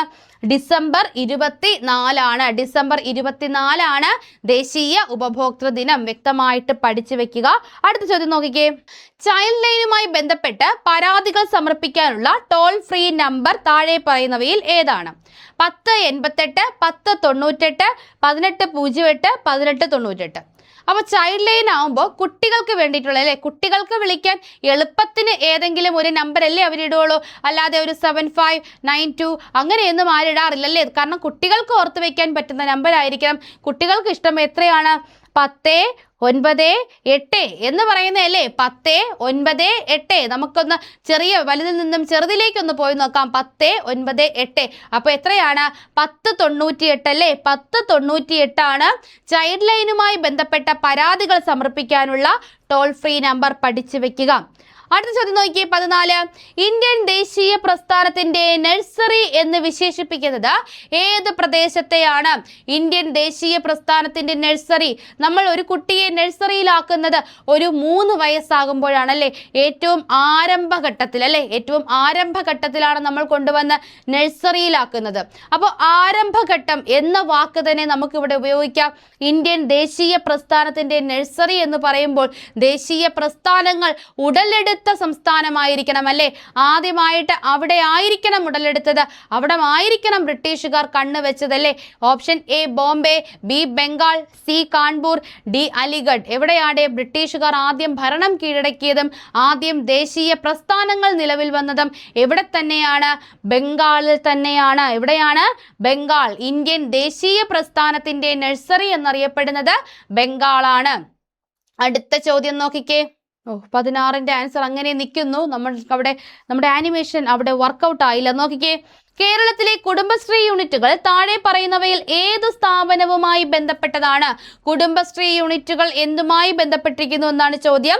Option A insurance company, B mutual fund സ്ഥാപനം, സി മൈക്രോ ഫിനാൻസ് സ്ഥാപനം, ഡി മുദ്ര ബാങ്ക്. ഇതിൽ ഏതാണ് നമ്മുടെ കുടുംബശ്രീ ഉൾപ്പെട്ടിരിക്കുന്നത്? നമ്മുടെ ഗ്രാമപ്രദേശങ്ങളിൽ താമസിക്കുന്നവർക്ക് തീർച്ചയായും ഇതിലേക്ക് എത്തും. കാരണം ഇതൊരിക്കലും കാണാതെ പഠിക്കേണ്ടല്ല. നമ്മുടെ അമ്മമാരും അമ്മൂമ്മമാരും ഒക്കെ എല്ലാ ശനിയാഴ്ചയും അല്ലെങ്കിൽ എല്ലാ ഞായറാഴ്ചയും ഇങ്ങനെ ഒരു വട്ടമേശ സമ്മേളനത്തിന് പോകാറുള്ളതാണല്ലേ. നമ്മുടെ കുടുംബശ്രീ ആരംഭിക്കുന്നത് തന്നെ നമ്മുടെ സ്ത്രീകൾക്ക് ഒരു ചെറിയ ഒരു സംരംഭം എന്ന് വെച്ചാൽ ഒരു എന്താ പറയുക, അവർക്ക് ചെറിയ വായ്പകൾ നൽകുക, അങ്ങനെയുള്ളൊരു സംഭവത്തിനൊക്കെ വേണ്ടിയിട്ടാണ് നമ്മുടെ കുടുംബശ്രീ ആരംഭിച്ചത് തന്നെ. എന്താണ് കുടുംബശ്രീ? ഒരു ഇൻഷുറൻസ് കമ്പനിയാണോ, അല്ലെങ്കിൽ ഒരു മ്യൂച്വൽ ഫണ്ട് സ്ഥാപനമാണോ, അതാ നമ്മുടെ മുദ്ര ബാങ്കിന്റെ കീഴിൽ വരുന്നതാണോ? അല്ല. എന്താണ്? ഒരു മൈക്രോ ഫിനാൻസ് സ്ഥാപനമാണല്ലേ കുടുംബശ്രീ. ഒരു മൈക്രോ ഫിനാൻസ് സ്ഥാപനമാണ്. ഓക്കെ, 16ാമത്തെ ചോദ്യത്തിലേക്ക് കടക്കാം. നോക്കിക്കേ. അപ്പൊ 16ാമത്തെ ചോദ്യത്തിൽ കുറച്ച് സ്റ്റേറ്റ്മെന്റ്സ് തന്നിട്ടുണ്ട്. ഇതിൽ ശരിയായത് ഏത് എന്ന് കണ്ടെത്താനാണ് നമ്മുടെ ചോദ്യം. ഒന്നാമത്തെ സ്റ്റേറ്റ്മെന്റ്, വയനാട് ജില്ലയിൽ നിന്ന് ഉത്ഭവിച്ച് കർണാടകത്തിലേക്ക് ഒഴുകുന്ന നദിയാണ് കബനി. വയനാടിൽ നിന്ന് ഉത്ഭവിച്ച് കർണാടകയിലേക്ക് ഒഴുകുന്നു. രണ്ടാമത്തേത്, ബേപ്പൂർ പുഴ എന്നറിയപ്പെടുന്നത് വളപട്ടണം പുഴയാണ്. 3, പമ്പാ നദി ബാരിസ് എന്നാണ് പ്രാചീന കാലത്ത് അറിയപ്പെടുന്നത്. മുകളിൽ പറഞ്ഞ പ്രസ്താവനകളിൽ ശരിയായത് ഏത് എന്നാണ് നമ്മുടെ ചോദ്യം. അപ്പോൾ ഇവിടെ ഉത്തരം നിങ്ങൾക്ക് മുന്നിൽ തെളിഞ്ഞിരിപ്പുണ്ട്. അപ്പോൾ നമുക്ക് നോക്കാം. ഓപ്ഷൻ എ 1ഉം 2ഉം, ഓപ്ഷൻ ബി 1ഉം 3ഉം, ഓപ്ഷൻ സി 2ഉം 3ഉം, ഓപ്ഷൻ ഡി മുകളിൽ പറഞ്ഞവയെല്ലാം. ഇതിൽ ഉത്തരമായി വരുന്നത് 1ഉം 3ഉം മാത്രമാണ്. അതായത് വയനാട് ജില്ലയിൽ നിന്നും ഉത്ഭവിച്ച് കർണാടകയിലേക്ക് ഒഴുകി നമ്മുടെ കാവേരി നദിയിൽ പതിക്കുന്ന നദിയാണ് ഏത്? കബനി. കബനി, ഭവാനി, പാമ്പാർ അല്ലെ, ഈ 3 നദികളാണ് കേരളത്തിൽ നിന്നും ഒഴുകി എവിടേക്ക് എത്തുന്നത്? നമ്മുടെ കാവേരി നദിയിലേക്ക് പതിക്കുന്നത്. രണ്ടാമത്തെ സ്റ്റേറ്റ്മെന്റ് തെറ്റാണ്. മൂന്നാമത്തെ നോക്കിക്കേ, പമ്പാ നദി ബാരിസ് എന്നാണ് അറിയപ്പെടുന്നത്. വളരെ ശരിയായിട്ടുള്ള കാര്യമാണ്. പമ്പാ നദിയാണ് ബാരിസ് എന്നറിയപ്പെടുന്നത്. രണ്ടാമത്തേത് തെറ്റാണെന്ന് നമ്മൾ പറഞ്ഞു. രണ്ടാമത്തെ സ്റ്റേറ്റ്മെന്റ്, ബേപ്പൂർ പുഴ എന്നറിയപ്പെടുന്നത് ഏതാണ്? നമ്മുടെ ചാലിയാറാണ്, അല്ലാതെ വളപട്ടണം പുഴയല്ല. വളപട്ടണം പുഴ കണ്ണൂരാണ്. ചാലിയാർ നദി കോഴിക്കോടിലെ ബേപ്പൂരിൽ വെച്ചാണ് അറബിക്കടലിൽ പതിക്കുന്നത്. അതുകൊണ്ട് ചാലിയാറിനെയാണ് എന്തെന്നറിയപ്പെടുന്നത്? ബേപ്പൂർ പുഴ എന്നറിയപ്പെടുന്നത്. എന്താണ്? ചാലിയാർ പുഴ എന്ത് ചെയ്യുന്നു? ചാലിയാർ ബേപ്പൂരിൽ, കോഴിക്കോട് ജില്ലയിലെ ബേപ്പൂരിൽ വെച്ചാണ് അറബിക്കടലിൽ പതിക്കുന്നത്. അതുകൊണ്ടാണ് ബേപ്പൂർ പുഴ എന്ന ചാലിയാർ അറിയപ്പെടുന്നത്. അപ്പോൾ ഇവിടെ ക്ലിയർ അല്ലേ? 1ഉം 3ഉം മാത്രമാണ് ശരി. വളപട്ടണം പുഴ കണ്ണൂർ ജില്ലയിലാണ് കേട്ടോ. അടുത്ത ചോദ്യത്തിലേക്ക് നമുക്ക് പോകാം. അപ്പൊ നമുക്ക് 17ാമത്തെ ചോദ്യത്തിലേക്ക് കടക്കാം. നോക്കിക്കേ, 17ാമത്തതും ഒരു സ്റ്റേറ്റ്മെന്റ് ടൈപ്പ് ചോദ്യമാണ്. ഒന്നാമത്തെ സ്റ്റേറ്റ്മെന്റ് നമുക്ക് ആദ്യം ചോദ്യം നന്നായിട്ട് വായിക്കാം. ആദ്യം 17ാമത്തെ നോക്കിക്കേ. താഴെ പറയുന്ന പ്രസ്താവനകളിൽ ശരിയല്ലാത്തത്, ഇപ്പൊ തെറ്റേത് എന്ന് ചോദിക്കുന്നതിന് പകരം ശരിയല്ലാത്തത്, ഇതിൽ കുറച്ച് പേര് വീഴ്ത്താനാണ് ഇട്ടേക്കുന്നത്. കാരണം ശരിയെന്ന് കാണുമ്പോൾ ശരിയായത് അങ്ങനെ ഒരു തിരയലിലേക്ക് നമ്മൾ പോകും. അതിനു വേണ്ടിയിട്ടാണ് PSC ഇങ്ങനെയുള്ള ട്രിക്കുകൾ ഉപയോഗിക്കുന്നത്. ക്വസ്റ്റ്യൻ നല്ല പൂർണ്ണമായിട്ടും നല്ല ശ്രദ്ധയോടുകൂടി വായിക്കാൻ ക്ഷമയുള്ളവർ മാത്രം ഇതിനു വേണ്ടി പ്രിപ്പയർ ചെയ്യുന്നതായിരിക്കും നല്ലത് കേട്ടോ. അപ്പോൾ എന്താണ് ഇവിടെ ചോദിച്ചിരിക്കുന്നത്? ശരിയല്ലാത്തത്, അതായത് തെറ്റേത് എന്നാണ് ചോദ്യം. തെറ്റായ പ്രസ്താവനകൾ ഏത് എന്നാണ് നമ്മുടെ ചോദ്യം. ഒന്നാമത്തെ സ്റ്റേറ്റ്മെന്റ്, കരിമ്പുഴ വന്യജീവി സങ്കേതം മലപ്പുറം ജില്ലയിലാണ്. കരിമ്പുഴ മലപ്പുറം ജില്ല. 2, ചെന്തുരുണി വന്യജീവി സങ്കേതം പത്തനംതിട്ടയിലാണ്. 3, ചൂരന്നൂർ പക്ഷി സങ്കേതം പാലക്കാട്. 4, ആറളം വന്യജീവി സങ്കേതം കോഴിക്കോടാണ്. ഇതിൽ തെറ്റാണ് ചോദിച്ചിരിക്കുന്നത്. നമുക്ക് നോക്കാം. ഒന്നാമത്തെ സ്റ്റേറ്റ്മെന്റ്, കരിമ്പുഴ വന്യജീവി സങ്കേതം മലപ്പുറം, വളരെ ശരിയായിട്ടുള്ള ഒരു കാര്യമാണ്. മലപ്പുറം ജില്ലയിലാണ് കരിമ്പുഴ വന്യജീവി സങ്കേതം സ്ഥിതി ചെയ്യുന്നത്. ചെന്തുരുണി വന്യജീവി സങ്കേതം നമ്മൾ ഇങ്ങനെ പഠിക്കുന്നു. എങ്ങനെ? ഒരു മരത്തിന്റെ പേരിൽ അറിയപ്പെടുന്ന വന്യജീവി സങ്കേതം കൊല്ലം ജില്ലയിലാണ് സ്ഥിതി ചെയ്യുന്നത്. ഏതാണത്? ചെന്തുരുണി വന്യജീവി സങ്കേതം. അപ്പോൾ രണ്ടാമത്തെ സ്റ്റേറ്റ്മെന്റ് തെറ്റാണ്. ചെന്തുരുണി പത്തനംതിട്ടയിലല്ല, പിന്നെ എവിടെയാണ്? കൊല്ലം ജില്ലയിലാണ്. അപ്പൊ 2 തെറ്റ് എന്ന് നമുക്ക് കിട്ടി. അപ്പൊ 2 തെറ്റ് എന്നുള്ള ഓപ്ഷൻസിലേക്ക് നമുക്കൊന്ന് കണ്ണോടിക്കാം. ഓപ്ഷൻ എ 1ഉം 2ഉം നമുക്ക് കൺസിഡർ ചെയ്യാം. ഓപ്ഷൻ ബി 2ഉം 4ഉം. പക്ഷേ ഒന്നാമത്തെ സ്റ്റേറ്റ്മെന്റ് ശരിയാണ് എന്നുള്ള കാര്യം നമ്മൾ പറഞ്ഞു കഴിഞ്ഞല്ലോ. അപ്പൊ നമുക്ക് ഏകദേശം ഉത്തരത്തിലേക്ക് എത്താമല്ലേ? 1 തെറ്റെന്ന് പറയുന്നത് തെറ്റായിട്ടുള്ളൊരു കാര്യമാണ്. അപ്പൊ എന്തായാലും 1 അല്ല. ബിയിലും ഡിയിലും 2 ഇല്ലാത്തതുകൊണ്ട് നമ്മൾക്ക് അതും എടുക്കണ്ട. 2 സ്റ്റേറ്റ്മെന്റ് വായിച്ചുകൊണ്ട് നമ്മൾ ഉത്തരത്തിലേക്ക് എത്തി. ഓപ്ഷൻ സി 2ഉം 4ഉമാണ് ഉത്തരമായി വരുന്നത്. ഓപ്ഷൻ സി 2ഉം 4ഉം. അപ്പൊ നമുക്ക് മൂന്നാമത്തെ സ്റ്റേറ്റ്മെന്റ് കൂടെ നമുക്കൊന്ന് വായിക്കാം.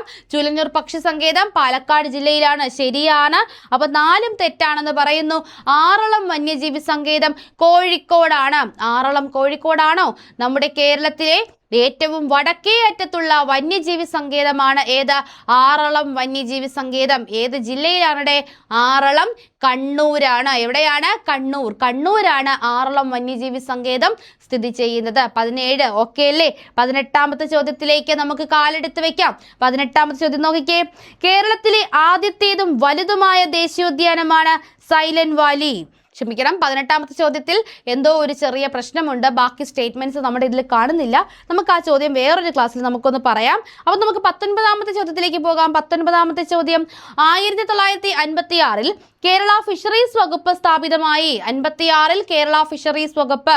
ഇത് വേറൊരു പരീക്ഷയ്ക്കും ചോദിച്ചിട്ടുണ്ട് കേട്ടോ, ഈ ഫിഷറീസ് വകുപ്പ്. രണ്ടാമത്തെ സ്റ്റേറ്റ്മെന്റ്, ഇന്ത്യയിൽ ആദ്യമായി ട്രോളിംഗ് നിരോധനം ഏർപ്പെടുത്തിയ സംസ്ഥാനമാണ് കേരളം. ഇന്ത്യയിൽ ആദ്യമായി ട്രോളിംഗ് നിരോധനം. മൂന്നാമത്തേത്, കേരളത്തിൽ തീരപ്രദേശം ഇല്ലാത്ത ജില്ലകൾ പാലക്കാട്, പത്തനംതിട്ട, വയനാട്, ഇടുക്കി. തീരപ്രദേശം ഇല്ലാത്ത ജില്ലകളാണ് പാലക്കാട്, പത്തനംതിട്ട, വയനാട്, ഇടുക്കി. നാലാമത്തെ സ്റ്റേറ്റ്മെന്റ്, കേരളത്തിലെ ഏറ്റവും വലിയ മത്സ്യബന്ധന തുറമുഖം തിരുവനന്തപുരം ജില്ലയിലെ നീണ്ടകരയിലാണ്. ഇവയിൽ ഏതാണ് തെറ്റ് എന്നാണ് നമ്മുടെ ചോദ്യം. അപ്പൊ ഇതിൽ ഏതാണ് തെറ്റ്? നമുക്കൊന്നുകൂടെ സ്റ്റേറ്റ്മെന്റിലൂടെ കടന്നു പോകാം. നോക്കിക്കേ, ഇന്ത്യയിൽ ആദ്യമായി ട്രോളിംഗ് നിരോധനം ഏർപ്പെടുത്തിയ സംസ്ഥാനം അത് കേരളമാണ്. 56-ൽ തന്നെയാണ് നമ്മുടെ ഫിഷറീസ് വകുപ്പ് നിലവിൽ വരുന്നത്. 1956-ലാണ്. കേരളത്തിൽ തീരപ്രദേശം ഇല്ലാത്ത ജില്ലകൾ നമ്മൾ പഠിക്കുന്നു. തീരപ്രദേശം ഇല്ലാത്ത ജില്ലകൾ പാലക്കാട്, പത്തനംതിട്ട, വയനാട്, ഇടുക്കി ജില്ലകളിൽ എന്തില്ല? തീരപ്രദേശമില്ല. തീരപ്രദേശമില്ലാത്ത ജില്ലകളാണ് പാലക്കാട്, പത്തനംതിട്ട, വയനാട്, ഇടുക്കി. ശരിയായിട്ടുള്ള കാര്യമാണ്. നാലാമത്തെ സ്റ്റേറ്റ്മെന്റ് നോക്കിക്കേ, കേരളത്തിലെ ഏറ്റവും വലിയ മത്സ്യബന്ധന തുറമുഖമാണ് നീണ്ടകര. നീണ്ടകര എവിടെയാണ് സ്ഥിതി ചെയ്യുന്നത്? തിരുവനന്തപുരത്താണോ നീണ്ടകര? അല്ല, നീണ്ടകര എവിടെയാണ്? കൊല്ലം ജില്ലയിലാണ്. കൊല്ലം. കേരളത്തിലെ എന്താണ് മത്സ്യബന്ധന തുറമുഖമായ നീണ്ടകര സ്ഥിതി ചെയ്യുന്നത് എവിടെയാണ്? കൊല്ലം ജില്ലയിലാണ്. നാലാമത്തെ സ്റ്റേറ്റ്മെന്റ് തെറ്റാണ്. അപ്പോൾ 4 മാത്രമാണ് ഇവിടെ തെറ്റായി വരുന്നത്. ഉത്തരമായി വരുന്നു ഓപ്ഷൻ സി, 4 മാത്രം. ഓപ്ഷൻ സി, 4 മാത്രം. 20ാമത്തെ ചോദ്യത്തിലേക്ക് നമ്മൾ യാത്ര തുടരുന്നു. 20ാമത്തെ ചോദ്യം, 1973-ൽ കേരള ഫുട്ബോൾ ടീം ആദ്യമായി സന്തോഷ് ട്രോഫി നേടി. അപ്പോൾ നമുക്ക് ഈ സന്തോഷ് ട്രോഫിയുമായി ബന്ധപ്പെടുത്തി പല കാര്യങ്ങളും നമ്മൾ നമ്മുടെ കറണ്ട് അഫയേഴ്സ് ക്ലാസ്സിൽ പല തവണ പറഞ്ഞു പോയിട്ടുള്ളതാണല്ലേ. കേരളത്തിൽ നിന്നുള്ള ആദ്യത്തെ രാജീവ് ഗാന്ധി ഖേൽ രത്ന അവാർഡ് ജേതാവ് MD വത്സമ്മ. കേരളത്തിൽ നിന്നുള്ള ആദ്യത്തെ പത്മശ്രീ കായിക താരവും ഏഷ്യൻ ഗെയിംസിൽ സ്വർണ്ണ മെഡലും നേടിയ ദക്ഷിണേന്ത്യയിൽ നിന്നുള്ള ആദ്യ വനിതയുമാണ് KM ബീനാമോൾ. ഇവയിൽ ഏതാണ് ശരി? നമ്മുടെ ആർട്സ്, ലിറ്ററേച്ചർ, സ്പോർട്സ് എന്ന് പറയുന്ന ആ ഒരു ഏരിയയിൽ നിന്നുള്ള ചോദ്യമാണ്. നമുക്ക് ഓപ്ഷൻസ് നോക്കാം. ഇവിടെ ശരിയായതാണ് ചോദിച്ചിരിക്കുന്നത്. ഓപ്ഷൻ എ എല്ലാം ശരി, B 1ഉം 3ഉം ശരി, C 1ഉം 2ഉം ശരി, D 1 മാത്രം ശരി. അപ്പോൾ നമുക്ക് ഓരോ സ്റ്റേറ്റ്മെന്റിലൂടെ കടന്നു പോകാം. 1973-ൽ കേരള ഫുട്ബോൾ ടീം ആദ്യമായി സന്തോഷ് ട്രോഫി നേടി. ശരിയാണ്. അറിയാത്തവർ എഴുതി വെക്കുക. 1973-ലാണ് കേരളം ആദ്യമായി സന്തോഷ് ട്രോഫി നേടുന്നത്. അവസാനമായിട്ട് നേടുന്നത് 2020-21-ലാണ് കേട്ടോ. കാരണം കോവിഡ് ഒക്കെ കാരണം ഒന്ന് മാറ്റിയൊക്കെ വെച്ചതാണ് നമ്മുടെ സന്തോഷ് ട്രോഫി. അവസാനം നേടുന്നത് 2020-21-ലാണ്. ആദ്യമായി ലഭിക്കുന്നത് 73-ലാണ്. അത് വളരെ ശരിയാണ്. രണ്ടാമത്തെ സ്റ്റേറ്റ്മെന്റ് നോക്കിക്കേ, കേരളത്തിൽ നിന്നുള്ള ആദ്യത്തെ രാജീവ് ഗാന്ധി ഖേൽ രത്ന അവാർഡ് ജേതാവാണ് MD വത്സമ്മ. അത് ശരിയാണോ? അത് ശരിയാണോ? അത് തെറ്റാണ്. കേരളത്തിൽ നിന്ന് രാജീവ് ഗാന്ധി ഖേൽ രത്ന അവാർഡ് ലഭിച്ച ആദ്യത്തെ വ്യക്തി അത് നമ്മുടെ KM ബീനാമോൾ ആണ്. ആരാണ്? KM ബീനാമോൾ. KM ബീനാമോൾ ആണ്. രണ്ടാമത്തെ സ്റ്റേറ്റ്മെന്റ് തെറ്റാണ്. നോക്കിക്കേ, കേരളത്തിൽ നിന്നുള്ള ആദ്യത്തെ പത്മശ്രീ കായിക താരവും ഏഷ്യൻ ഗെയിംസിൽ സ്വർണ്ണ മെഡലും നേടിയ ദക്ഷിണേന്ത്യയിൽ നിന്നുള്ള ആദ്യ വനിതയുമാണ് KM ബീനാമോൾ. ഏഷ്യൻ ഗെയിംസിൽ സ്വർണം നേടുന്ന ആദ്യത്തെ ദക്ഷിണേന്ത്യൻ വനിത ആരെന്ന് ചോദിച്ചാൽ നമ്മൾ പറയണം MD വത്സമ്മ. ആരാണ്? MD വത്സമ്മ. എന്നാൽ പത്മശ്രീ ലഭിക്കുന്ന ആദ്യത്തെ മലയാളി കായിക താരം ആരെന്ന് ചോദിച്ചാൽ അപ്പോൾ നമ്മൾ പറയണം ആരാണ്? C ബാലകൃഷ്ണൻ. ആരാണ്? C ബാലകൃഷ്ണൻ. എന്നാൽ ഇന്ത്യയിൽ ആദ്യമായിട്ട് ഒരു കായിക താരത്തിന് പത്മശ്രീ കൊടുത്തു. ആരാണെന്ന് ചോദിച്ചാൽ നമ്മൾ എഴുന്നേറ്റ് നിന്ന് പറയണം ആരാണ്? മിൽഖ സിംഗ്. ആരാണ്? മിൽഖ സിംഗ്. ക്ലിയർ അല്ലേടെ? മൂന്നാമത്തെ സ്റ്റേറ്റ്മെന്റും തെറ്റാണ് എന്ന കാര്യം നമുക്ക് ക്ലിയർ ആയി. അപ്പോൾ ഇവിടെ ഉത്തരമായി വരുന്നത് 1 മാത്രം ശരി. ഓപ്ഷൻ D 1 മാത്രം ശരി എന്നതാണ് ഇവിടത്തെ ഉത്തരമായി വരുന്നത്. അടുത്ത ചോദ്യം നോക്കാം. അടുത്ത ചോദ്യം നോക്കിക്കേ, കേരളത്തിൽ ജനസംഖ്യ കുറഞ്ഞ ജില്ല ഇടുക്കിയാണ്. കേരളത്തിലെ ഗ്രാമപഞ്ചായത്തുകളുടെ എണ്ണം 941. കേരളത്തിൽ ആകെ ബ്ലോക്ക് പഞ്ചായത്തുകളുടെ എണ്ണം 130. ഇവയിൽ ശരിയായത് ഏത് എന്നാണ് നമ്മുടെ ചോദ്യം. ഓപ്ഷൻ എ 1ഉം 2ഉം, ബി 2 മാത്രം, സി 2ഉം 3ഉം, ഡി എല്ലാം ശരിയാണ്. ഇതിൽ എല്ലാം ശരിയല്ല എന്ന് നമുക്ക് ഏകദേശം ക്ലിയർ ആണ് അല്ലേ. അപ്പൊ നമുക്ക് നോക്കാം, കേരളത്തിലെ ജനസംഖ്യ കുറഞ്ഞ ജില്ല ഏതാണ്? ഇടുക്കിയാണോ? ഇടുക്കിയല്ല. എവിടെയാണ്? വയനാടാണ്. വയനാടാണ്. അവിടെ ആടാണ് കൂടുതൽ, ആളുകൾ കുറവാന്ന് പഠിച്ചു വെച്ചാൽ മതി. വയനാടാണ് നമ്മുടെ കേരളത്തിലെ ഏറ്റവും ജനസംഖ്യ കുറഞ്ഞ ജില്ല. കേരളത്തിലെ ഗ്രാമപഞ്ചായത്തുകളുടെ എണ്ണം 941. ഇപ്പോൾ നമ്മുടെ തദ്ദേശ സ്വയംഭരണ സ്ഥാപനങ്ങളിലേക്കുള്ള തിരഞ്ഞെടുപ്പ് കഴിഞ്ഞു. ആ തിരഞ്ഞെടുപ്പ് ടൈമിൽ നമ്മൾ ഒരുപാട് ചർച്ച ചെയ്ത വിഷയമാണല്ലേ ഇത്. 941 ഗ്രാമപഞ്ചായത്തുകളാണ് കേരളത്തിലുള്ളത്. ശരിയാണ്. കേരളത്തിലെ ബ്ലോക്ക് പഞ്ചായത്തുകളുടെ എണ്ണം 130. ശരിയാണോ? തെറ്റാണ്. കേരളത്തിലാകെ 152 ബ്ലോക്ക് പഞ്ചായത്തുകളാണുള്ളത്. മൂന്നാമത്തെ സ്റ്റേറ്റ്മെന്റ് തെറ്റാണ്. ഇവിടെയും 1 മാത്രമാണ് ശരിയല്ലേ. ഏതാണ് ആ 1? ഏതാണ് ആ 1? രണ്ടാമത്തെ സ്റ്റേറ്റ്മെന്റ് അല്ലേ, ഓപ്ഷൻ ബി. 2 മാത്രമാണ് ശരിയായിട്ട് വരുന്നത്. അതായത് ഒരേ ഒരെണ്ണം മാത്രമാണ് ഇവിടെയും ശരിയായിട്ട് വരുന്നത്. 21ാമത്തെ ചോദ്യത്തിന്റെ ഉത്തരം ഓപ്ഷൻ ബി ആണ്. അടുത്ത് നോക്കി 22ാമത്തെ ചോദ്യം. കേരളത്തിലെ ആദ്യത്തെ ജലവൈദ്യുത പദ്ധതി ഇടുക്കി ജലവൈദ്യുത പദ്ധതിയാണ്. 1957 KSCB നിലവിൽ വന്നത്. 2000 KSCBL നിലവിൽ വന്നു. മൂന്നാമത്തെ statement, Brahmapuram diesel power plant 1997-98 commission ചെയ്തു. ഇതിൽ ഏതൊക്കെയാണ് തെറ്റ് എന്നാണ് നമ്മുടെ ചോദ്യം. ഇവിടെ നമുക്ക് തെറ്റാണ് കണ്ടുപിടിക്കേണ്ടത്. ഓപ്ഷൻ എ 1ഉം 2ഉം, ബി 2ഉം 3ഉം, സി 1ഉം 3ഉം, ഡി എല്ലാം ശരിയാണ്. അപ്പൊ നമുക്ക് നോക്കാം ഇതിൽ ഏതൊക്കെയാണ് തെറ്റെന്ന്. ഒന്നാമത്തെ സ്റ്റേറ്റ്മെന്റ് നോക്കിക്കേ. കേരളത്തിലെ ആദ്യത്തെ ജലവൈദ്യുത പദ്ധതി ഏതാണ്? ഇടുക്കിയാണോ? അല്ല. ഏതാണ്? പള്ളിവാസലാണ്. കേരളത്തിലെ ആദ്യത്തെ ജലവൈദ്യുത പദ്ധതി എന്ന് ചോദിച്ചാൽ ഏതാണ്? പള്ളിവാസലാണ്. രണ്ടാമത്തെ സ്റ്റേറ്റ്മെന്റ്, 1957 KSCB നിലവിൽ വന്നു. വളരെ ശരിയാണ്. 1957 മാർച്ച് മാസം 31-ാം തീയതിയാണ് നമ്മുടെ KSCB നിലവിൽ വരുന്നത്.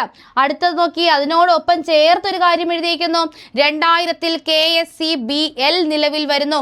Kerala state electricity board limited ആകുന്നത് 2000-ലാണോ? അല്ല. KSCBL നിലവിൽ വരുന്നത് 2011-ലാണ്. 2011 ജനുവരി 14-നാണ് നമ്മുടെ കമ്പനി ആക്ട് പ്രകാരം KSCBL നിലവിൽ വരുന്നത്. അപ്പോൾ രണ്ടാമത്തെ സ്റ്റേറ്റ്മെന്റ് തെറ്റാണല്ലേ. പകുതി വരെ ശരിയായി, ബാക്കി പകുതി തെറ്റിപ്പോയി. പകുതി വരെ ശരിയായാൽ അര മാർക്ക് കൊടുക്കാൻ പറ്റുമോ? സ്കൂളിലെ പരീക്ഷയല്ലല്ലോ, നമുക്ക് കൊടുക്കാൻ പറ്റില്ലല്ലേ. മൂന്നാമത്തെ സ്റ്റേറ്റ്മെന്റ് നോക്കിക്കേ. Brahmapuram diesel power plant 1997-98 commission ചെയ്തു. അത് ശരിയല്ലേടെ? ശരിയാണ്. ബ്രഹ്മപുരം നമ്മുടെ എറണാകുളം ജില്ലയിലെ ബ്രഹ്മപുരം ഡീസൽ പവർ പ്ലാന്റ് നിലവിൽ വരുന്നത് 97-98-ലാണ്. അപ്പൊ 3 മാത്രമാണ് ശരി. 3 മാത്രം എന്ന് പറയുന്ന ഒരു ഓപ്ഷൻ അതിലില്ല. ഉണ്ടായിരുന്നുവെങ്കിൽ നമുക്ക് തെറ്റിക്കാമായിരുന്നു. അപ്പൊ അതില്ലാത്തത് കൊണ്ട് തന്നെ തെറ്റിക്കാതെ നമ്മൾ ക്വസ്റ്റ്യൻ ഒന്നും കൂടെ വായിച്ചു നോക്കുന്നു. ഇവിടെ തെറ്റേത് എന്നാണ് ചോദ്യം. ഹാവു, ആശ്വാസമായി. ക്വസ്റ്റ്യൻ തെറ്റല്ല, തെറ്റേത് എന്നാണ് ചോദ്യം. 1ഉം 2ഉമാണ് തെറ്റ്. 1ഉം 2ഉം ഉത്തരമായി വരുന്നു. ഓപ്ഷൻ എ അല്ലേ. ഓപ്ഷൻ എ 1ഉം 2ഉമാണ് ഇവിടെ ഉത്തരമായി വരുന്നത്. അടുത്ത ചോദ്യത്തിലേക്ക് നമുക്ക് പോകാം. 23ാമത്തെ ചോദ്യം ദാ വന്നു, നോക്കിക്കേ. 23ാമത്തെ ചോദ്യം, ഒന്നാമത്തെ സ്റ്റേറ്റ്മെന്റ്, ഭരണഘടനയുടെ 243-ാം അനുച്ഛേദത്തിൽ സംസ്ഥാന തിരഞ്ഞെടുപ്പ് കമ്മീഷനെ പറ്റി പരാമർശിക്കുന്നു. രണ്ടാമത്തെ സ്റ്റേറ്റ്മെന്റ്, സംസ്ഥാന തിരഞ്ഞെടുപ്പ് കമ്മീഷൻ നിലവിൽ വന്നത് 1956-ലാണ്. മൂന്നാമത്തെ സ്റ്റേറ്റ്മെന്റ്, സംസ്ഥാന തിരഞ്ഞെടുപ്പ് കമ്മീഷണർ ആന്റണി ഡൊമിനിക് ആണ്. ഇവയിൽ തെറ്റായ പ്രസ്താവന ഏതെന്നാണ് ചോദ്യം. ഓപ്ഷൻ എ 1ഉം 2ഉം, ഓപ്ഷൻ ബി 1ഉം 3ഉം, ഓപ്ഷൻ സി 2ഉം 3ഉം, ഓപ്ഷൻ ഡി 3 മാത്രം. അപ്പൊ നമുക്കിവിടെ ഉത്തരം നോക്കുന്നതിന് മുന്നേ നമുക്ക് സംസ്ഥാന തിരഞ്ഞെടുപ്പ് കമ്മീഷനെ പറ്റി 1-2 വാക്കുകൾ നമുക്കൊന്ന് നോക്കാം. സംസ്ഥാന തിരഞ്ഞെടുപ്പ് കമ്മീഷൻ കേന്ദ്ര തിരഞ്ഞെടുപ്പ് കമ്മീഷനെ കൂടാതെ ഓരോ സംസ്ഥാനങ്ങളിലും സംസ്ഥാനതല തിരഞ്ഞെടുപ്പ് കമ്മീഷനുകളുണ്ട് അല്ലെ. ഭരണഘടനയുടെ 73-74 ഭേദഗതികളിലൂടെ സംസ്ഥാനങ്ങളിൽ തിരഞ്ഞെടുപ്പ് കമ്മീഷനുകൾ നിലവിൽ വന്നു. 73ഉം 74ഉം. ഭരണഘടനയുടെ 243K, 243ZA എന്നീ അനുച്ഛേദങ്ങൾ പ്രകാരമാണ് സംസ്ഥാന തിരഞ്ഞെടുപ്പ് കമ്മീഷനുകൾ രൂപീകരിച്ചിട്ടുള്ളത്. നമ്മുടെ ചോദ്യത്തിലെ ഒരു സ്റ്റേറ്റ്മെന്റ് ഇവിടെ ക്ലിയർ ആയില്ലേ. ആർട്ടിക്കിൾ 243 അല്ലേ. ഓക്കെ. തദ്ദേശ സ്വയംഭരണ സ്ഥാപനങ്ങളിലേക്കുള്ള വോട്ടർ പട്ടിക തയ്യാറാക്കൽ, തിരഞ്ഞെടുപ്പിനുള്ള മേൽനോട്ടം, നിയന്ത്രണം തുടങ്ങിയ ചുമതലകൾ സംസ്ഥാന തിരഞ്ഞെടുപ്പ് കമ്മീഷൻ നിർവഹിക്കുന്നു. അപ്പോൾ നമ്മുടെ ലോക്കൽ സെൽഫ് ഗവൺമെന്റ് ബോഡീസ് അല്ലെ, നമ്മുടെ തദ്ദേശ സ്വയംഭരണ സ്ഥാപനങ്ങളിലേക്കുള്ള തിരഞ്ഞെടുപ്പാണ് നമ്മുടെ സംസ്ഥാന തിരഞ്ഞെടുപ്പ് കമ്മീഷൻ ചെയ്യുന്നത്. നിയമസഭയിലേക്ക് കേന്ദ്ര തിരഞ്ഞെടുപ്പ് കമ്മീഷനാണ് തിരഞ്ഞെടുപ്പ് നടത്തുന്നത്. അടുത്ത് നോക്കിക്കേ, തദ്ദേശ സ്വയംഭരണ സ്ഥാപനങ്ങളിലെ അംഗങ്ങളുടെ സംവരണ സ്ഥാനങ്ങൾ നിശ്ചയിക്കുന്നത് നമ്മുടെ ഈ ഒരു കമ്മീഷനാണ്. നമ്മൾ നോട്ട് ചെയ്ത് വെച്ച് പഠിക്കുക. തദ്ദേശ സ്വയംഭരണ സ്ഥാപനങ്ങളിലെ അംഗങ്ങളുടെ സംവരണ സ്ഥാനങ്ങൾ നിശ്ചയിക്കുന്നത് തിരഞ്ഞെടുപ്പ് കമ്മീഷനാണ്. തിരഞ്ഞെടുപ്പ് നടത്തുക മാത്രമല്ല, നമ്മുടെ തദ്ദേശ സ്വയംഭരണ സ്ഥാപനങ്ങളിലെ അംഗങ്ങളുടെ സംവരണ സ്ഥാനങ്ങൾ നിശ്ചയിക്കുന്നതും കമ്മീഷനാണ്. കേരള സംസ്ഥാന തിരഞ്ഞെടുപ്പ് കമ്മീഷൻ നിലവിൽ വന്നത് 1993 ഡിസംബർ 3-നാണ്. 1993 ഡിസംബർ 3-നാണ് കേരള സംസ്ഥാന തിരഞ്ഞെടുപ്പ് കമ്മീഷൻ നിലവിൽ വന്നത്. നമ്മുടെ 2 സ്റ്റേറ്റ്മെന്റും ഇതിലില്ലേടെ.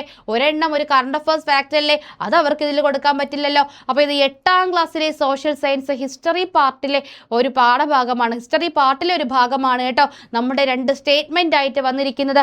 ഇനി നമുക്ക് ചോദ്യം നോക്കാം. നോക്കിക്കേ, 56-ലാണോ തിരഞ്ഞെടുപ്പ് കമ്മീഷൻ നിലവിൽ വന്നത്? തെറ്റാണ്. 1 ശരിയല്ലേ? ആർട്ടിക്കിൾ 243 ശരിയാണ്. സംസ്ഥാന തിരഞ്ഞെടുപ്പ് കമ്മീഷണർ ആന്റണി ഡൊമിനിക് ആണോ? അല്ല, ആന്റണി ഡൊമിനിക് സംസ്ഥാന തിരഞ്ഞെടുപ്പ് കമ്മീഷണർ അല്ല. നിലവിലെ നമ്മുടെ സംസ്ഥാന തിരഞ്ഞെടുപ്പ് കമ്മീഷണർ ആരാണ്? എ ഷാജഹാൻ ആണ്. ആരാണ്? എ ഷാജഹാൻ. എ ഷാജഹാൻ ആണ് നമ്മുടെ നിലവിലെ സംസ്ഥാന തിരഞ്ഞെടുപ്പ് കമ്മീഷണർ. അപ്പോൾ എന്താണ്? 3-ാമത്തേതും തെറ്റാണ്. ഇവിടെ തെറ്റായ പ്രസ്താവനകളാണ് ചോദിച്ചിരിക്കുന്നത്. 1ഉം 3ഉമാണ് തെറ്റ്. ഓപ്ഷൻ ബി ആണല്ലേ ഇവിടെ ഉത്തരമായി വരുന്നത്. 1, 3 അല്ല, 2, 3 അല്ലേ? 1 ശരിയാണ്, 1 ശരിയാണ്. ഇവിടെ തെറ്റ് 2ഉം 3ഉം. ഓപ്ഷൻ സി ആണ് ഇവിടത്തെ ഉത്തരമായി വരുന്നത്. ശരിയല്ലേ? വീണ്ടും നമ്മുടെ SCERT ടെക്സ്റ്റ് ബുക്കുകൾ നമ്മുടെ പരീക്ഷാ പേപ്പറുകളിൽ കുത്തി നിറച്ച് വെച്ചിരിക്കുന്ന കാഴ്ചയാണ് നമുക്ക് കാണാൻ കഴിയുന്നത്. 24-ാമത്തെ ചോദ്യം, 1986-ലാണ് കേരള സർക്കാർ വിനോദസഞ്ചാരം ഒരു വ്യവസായമായി പ്രഖ്യാപിച്ചത്. 1986. 2-ാമത്തെ ചോദ്യം, കേരളത്തിലേക്ക് ഏറ്റവും കൂടുതൽ വിനോദസഞ്ചാരികളെ സംഭാവന ചെയ്യുന്ന രാജ്യമാണ് ഫ്രാൻസ്.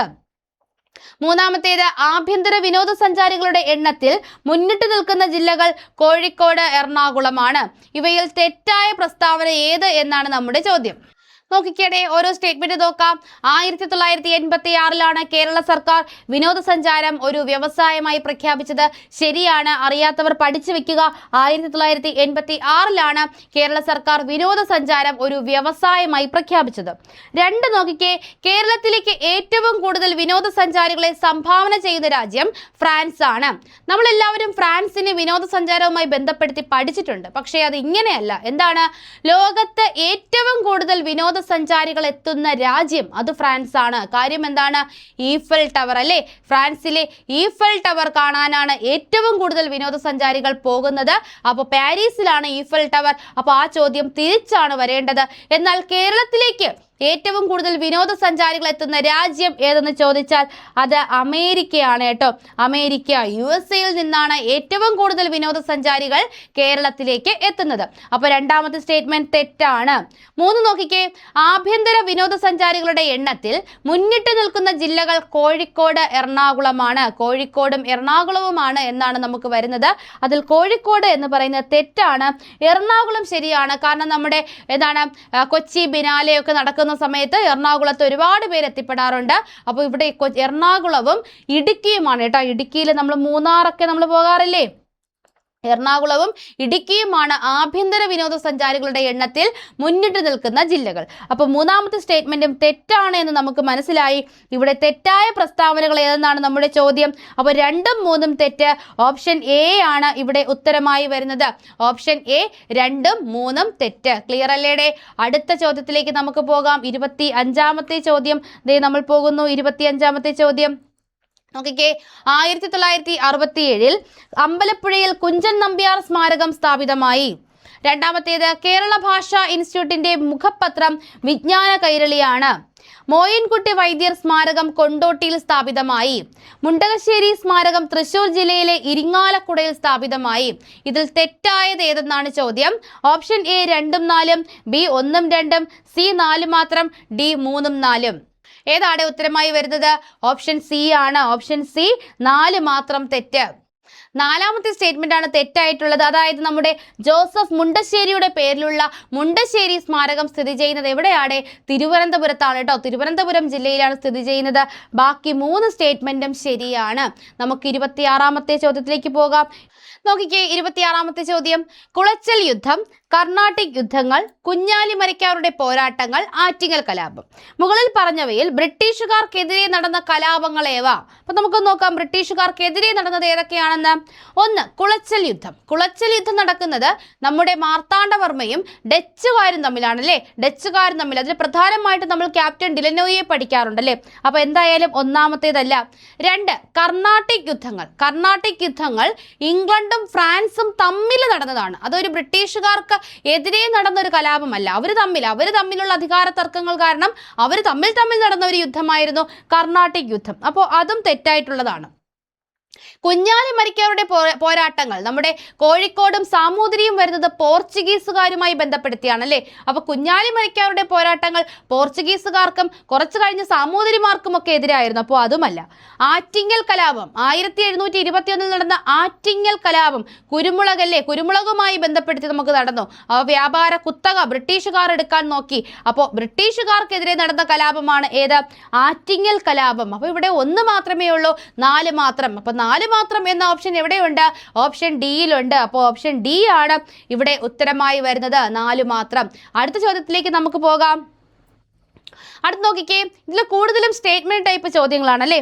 1921 ഒറ്റപ്പാലത്ത് വെച്ച് 1ാം കേരള സംസ്ഥാന രാഷ്ട്രീയ സമ്മേളനം നടന്നു. 2 നോക്കൂ, തിരുവിതാംകൂർ, കൊച്ചി, മലബാർ പ്രദേശങ്ങളെ ഉൾപ്പെടുത്തി കേരള പ്രദേശ് കോൺഗ്രസ് കമ്മിറ്റി, അതായത് നമ്മുടെ KPCC കേരള പ്രദേശ് കോൺഗ്രസ് കമ്മിറ്റി നിലവിൽ വന്നു. അഗസ്തീശ്വരം, കാസർഗോഡ്, ഹോസ്ദുർഗ് താലൂക്കുകൾ കേരളത്തോട് കൂട്ടിച്ചേർത്തു. ഈ മുകളിൽ പറഞ്ഞവയിൽ ശരിയായ പ്രസ്താവനകളാണ് നമ്മളോട് ചോദിച്ചിരിക്കുന്നത്. ഓപ്ഷൻ എ 2ഉം 3ഉം, ഓപ്ഷൻ ബി 1ഉം 2ഉം, ഓപ്ഷൻ സി എല്ലാം ശരിയാണ്, ഓപ്ഷൻ ഡി 1ഉം 3ഉം മാത്രം. ഏതാണ് ഇവിടെ ശരിയായിട്ടുള്ളത്? ഇവിടെ ഏതാ ഉത്തരമായി വരുന്നത്? ഓപ്ഷൻ ബി ആണ്. 1ഉം 2ഉം മാത്രമാണ് ശരിയായിട്ടുള്ളത്. 3ാമത്തേത് തെറ്റാണ്. അഗസ്തീശ്വരം, കാസർഗോഡ്, ഹോസ്ദുർഗ്. അപ്പൊ നമ്മൾ കേരളത്തോട് കൂട്ടിച്ചേർത്തതല്ല ഇവയെല്ലാം. ഏതൊക്കെയാണ്? കാസർഗോഡ് നമ്മൾ കേരളത്തോട് കൂട്ടിച്ചേർത്തു. പക്ഷേ അഗസ്തീശ്വരം, തോവാള, കൽക്കുളം, വിളവൻകോട് എന്നീ പ്രദേശങ്ങൾ നമ്മൾ ആർക്കാ കൊടുത്തത്? തമിഴ്നാട്, അതായത് നമ്മുടെ കന്യാകുമാരി ജില്ലയുമായി ബന്ധപ്പെടുത്തി ഇതെല്ലാം നമ്മൾ തമിഴ്നാടിനാണ് കൊടുത്തത്. 3ാമത്തെ സ്റ്റേറ്റ്മെന്റ് തെറ്റാണ്. അപ്പോൾ ഉത്തരമായി വരുന്നു ഓപ്ഷൻ ബി 1ഉം 2ഉം. Okay, clear. അടുത്ത ചോദ്യം നോക്കിക്കേ. ശ്രീനാരായണ ഗുരു 2ാം ബുദ്ധൻ എന്ന് അറിയപ്പെട്ടു. ശ്രീനാരായണ ഗുരു 2ാം ബുദ്ധൻ എന്നറിയപ്പെട്ടു. 2ാമത്തെ സ്റ്റേറ്റ്മെന്റ് ശ്രീനാരായണ ഗുരു സ്ഥാപിച്ചതാണ് ആത്മവിദ്യാ സംഘം. 3ാമത്തെ സ്റ്റേറ്റ്മെന്റ് 1909 ഗുരു ശിവഗിരിയിൽ ശാരദാ മഠം സ്ഥാപിച്ചു. ഇവയിൽ തെറ്റായ പ്രസ്താവനയാണ് നമ്മളോട് ചോദിച്ചിരിക്കുന്നത്. ഓപ്ഷൻ എ 2ഉം 3ഉം, ബി 2 മാത്രം, സി എല്ലാം ശരിയാണ്, ഡി 1ഉം 2ഉം. നോക്കിക്കേ, തെറ്റായതെന്ന്. ശ്രീനാരായണ ഗുരു 2ാം ബുദ്ധൻ എന്നറിയപ്പെട്ടു. ശരിയല്ലേടെ? ശ്രീനാരായണ ഗുരു സ്ഥാപിച്ചതാണ് ആത്മവിദ്യാ സംഘം. ആത്മവിദ്യാ സംഘം സ്ഥാപിക്കുന്നത് ആരാണ്? നമ്മുടെ സ്വന്തം വാഗ്ഭടാനന്ദനല്ലേ ആത്മവിദ്യാ സംഘം സ്ഥാപിക്കുന്നത്. 2ാമത്തെ സ്റ്റേറ്റ്മെന്റ് തെറ്റാണ്. 3. 1909 ഗുരു ശിവഗിരിയിൽ ശാരദാ മഠം സ്ഥാപിച്ചു. ശരിയോ തെറ്റോ? ശരിയാണ്. ശാരദാ മഠം സ്ഥാപിച്ചത് ശിവഗിരിയിലാണ്. ശ്രീനാരായണ ഗുരുവാണ് 1909 അതും ശരിയാണ്. അപ്പൊ തെറ്റായിട്ടുള്ളത് 2ാമത്തെ സ്റ്റേറ്റ്മെന്റ് മാത്രമാണ്.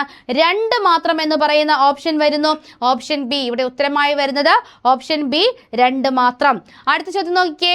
കേരളത്തിലെ മാഗ്ന കാർട്ട എന്ന് വിശേഷിപ്പിക്കപ്പെടുന്ന സംഭവം ഏതാണ്? കേരളത്തിലെ മാഗ്ന കാർട്ട.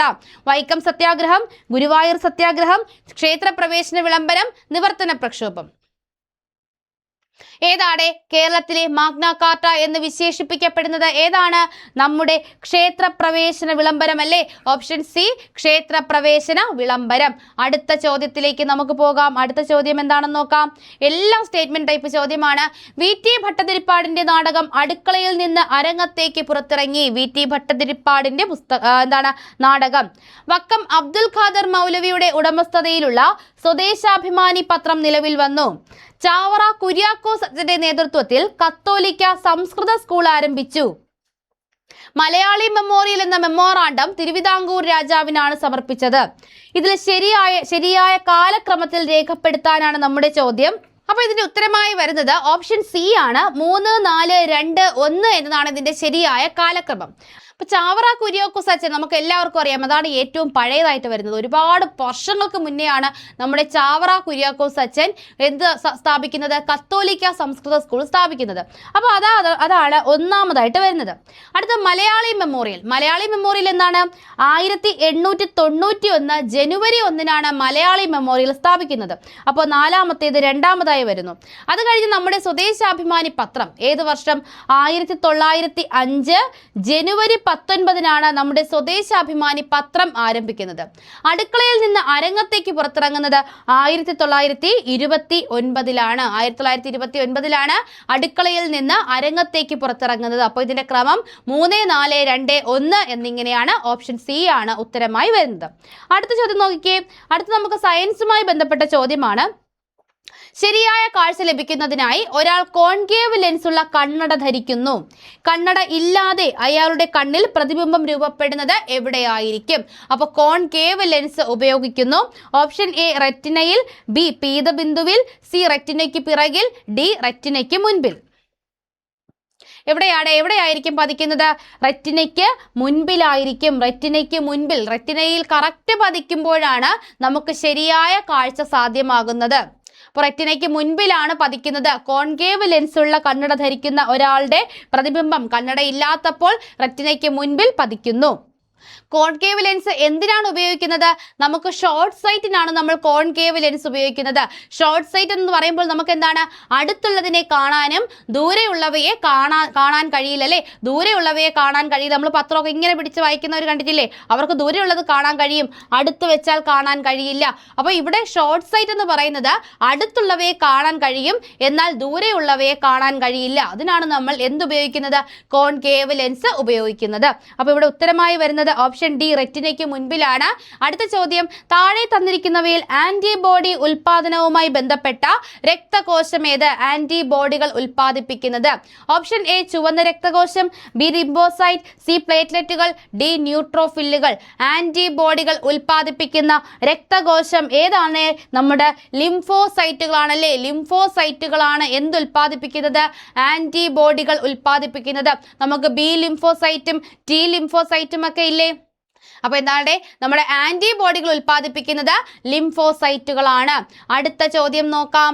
ഒരു കാർഷിക വിളയിനമായ സൊണാലികയെ സംബന്ധിച്ച് ചുവടെ നൽകിയിരിക്കുന്നവയിൽ ശരിയായ പ്രസ്താവനകൾ ഏതെന്നാണ് ഇവിടുത്തെ ചോദ്യം. സൊണാലിയെ പറ്റിയാണ് പറയുന്നത്. അത്യുൽപാദന ശേഷിയും കീടങ്ങളെ പ്രതിരോധിക്കാൻ കഴിവുമുള്ള നെല്ലിനമാണ്. രണ്ടാമത്തേത് അത്യുൽപാദന ശേഷിയും രോഗപ്രതിരോധ ശേഷിയുമുള്ള ഗോതമ്പിനമാണ്. മൂന്നാമത്തേത് അത്യുൽപാദന ശേഷിയും രോഗപ്രതിരോധ ശേഷിയും കീടങ്ങളെ പ്രതിരോധിക്കാൻ കഴിവുമുള്ള ഇനം ചോളമാണ്. അപ്പൊ ഇതിൽ ഏതാണ് നമ്മുടെ എന്തെന്ന് പറയുന്നത്? സൊണാലിക ഏതെന്നാണ് നമ്മുടെ ചോദ്യം. ഏതാണ് ഉത്തരം? ഏതാണ്? സൊണാലിക ഗോതമ്പാണോ, നെല്ലാണോ, ചോളമാണോ എന്നറിയാമെങ്കിൽ നമുക്ക് ഈ ചോദ്യത്തിന് ഉത്തരം എഴുതാം. നമുക്ക് കൃത്യമായിട്ട് അറിയാം സൊണാലിക എന്താണ്? ഒരു ഗോതമ്പ് വെറൈറ്റി ആണല്ലേ. അത്യുൽപാദന ശേഷിയും രോഗപ്രതിരോധ ശേഷിയുമുള്ള ഗോതമ്പിനമാണ് സൊണാലിക. പ്രസ്താവന 2 മാത്രമാണ് ശരിയായിട്ടുള്ളത്. ഇവിടെ ഉത്തരമായി വരുന്നു ഓപ്ഷൻ എ, പ്രസ്താവന 2 മാത്രം ശരി. അടുത്ത ചോദ്യത്തിലേക്ക് പോകാം.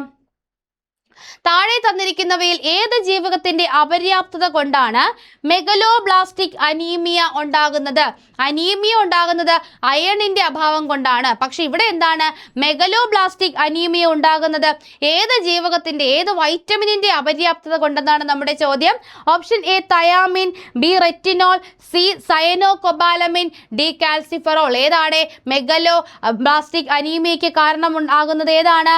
സയനോകൊബാലമിൻ ആണ്. ഏതാണ്? സയനോകൊബാലമിൻ ആണ് മെഗലോബ്ലാസ്റ്റിക് അനീമിയയ്ക്ക് കാരണമായിട്ടുള്ള അനീമിയയ്ക്ക് കാരണം ഏത് ജീവകത്തിന്റെ അഭാവമാണ്? സയനോകൊബാലമിൻ. അടുത്ത ചോദ്യം നോക്കിയേ. ചില രോഗങ്ങളും അവയുടെ രോഗകാരികളെയുമാണ് ചുവടെ ജോഡികളായി നൽകിയിരിക്കുന്നത്. അവയിൽ നിന്നും ശരിയായ ജോഡികൾ ഏതെന്ന് കണ്ടെത്തുകയാണ് നമ്മുടെ ദൗത്യം. നോക്കാം. എലിപ്പനി, leptospira, malaria, plasmodium, plague virus, ഡെങ്കിപ്പനി വൈറസ്. നോക്കാം. എലിപ്പനി ലെപ്റ്റോസ്പൈറ ശരിയാണ്. എലിപ്പനി ലെപ്റ്റോസ്പൈറ ശരിയാണ്. മലേറിയ പ്ലാസ്മോഡിയം വൈവാക്സ് അല്ലേ, പ്ലാസ്മോഡിയം ആണ് മലേറിയ ശരിയാണ്. പ്ലേഗ് വൈറസ് ആണോടെ? പ്ലേഗ് ഒരു ബാക്ടീരിയൽ ഡിസീസ് ആണ്. കറുത്ത മരണം എന്നറിയപ്പെടുന്നത് ഏതാണ്? പ്ലേഗ് ആണ്. അപ്പൊ മൂന്നാമത്തേത് തെറ്റാണ്. ഡെങ്കിപ്പനി ഒരു വൈറൽ ഫീവർ, നമ്മൾ പറയാറില്ലേ അവർക്ക് വൈറൽ ഫീവർ ആണ്, വൈറസ് ആണ് ഡെങ്കിപ്പനി, അതും ശരിയാണ്. അപ്പോൾ 1, 2, 4 ശരിയായിട്ടുള്ളത്. നമുക്ക് 1, 2, 4 ശരി എന്ന ഓപ്ഷൻ തരുന്നു. ഓപ്ഷൻ എ ആണ് ഇവിടെ ഉത്തരമായി വരുന്നത്. അടുത്ത ചോദ്യത്തിലേക്ക് കടക്കാം. അടുത്ത ചോദ്യം എന്താണ്? അതിൻ്റെ ഉത്തരം ഓൾറെഡി തന്നിട്ടുണ്ട്. നീലിമ എന്നറിയപ്പെടുന്നത് താഴെ നൽകിയിരിക്കുന്നവയിൽ ഏത് കാർഷിക വിളയാണ് എന്നതാണ് നമ്മുടെ ചോദ്യം.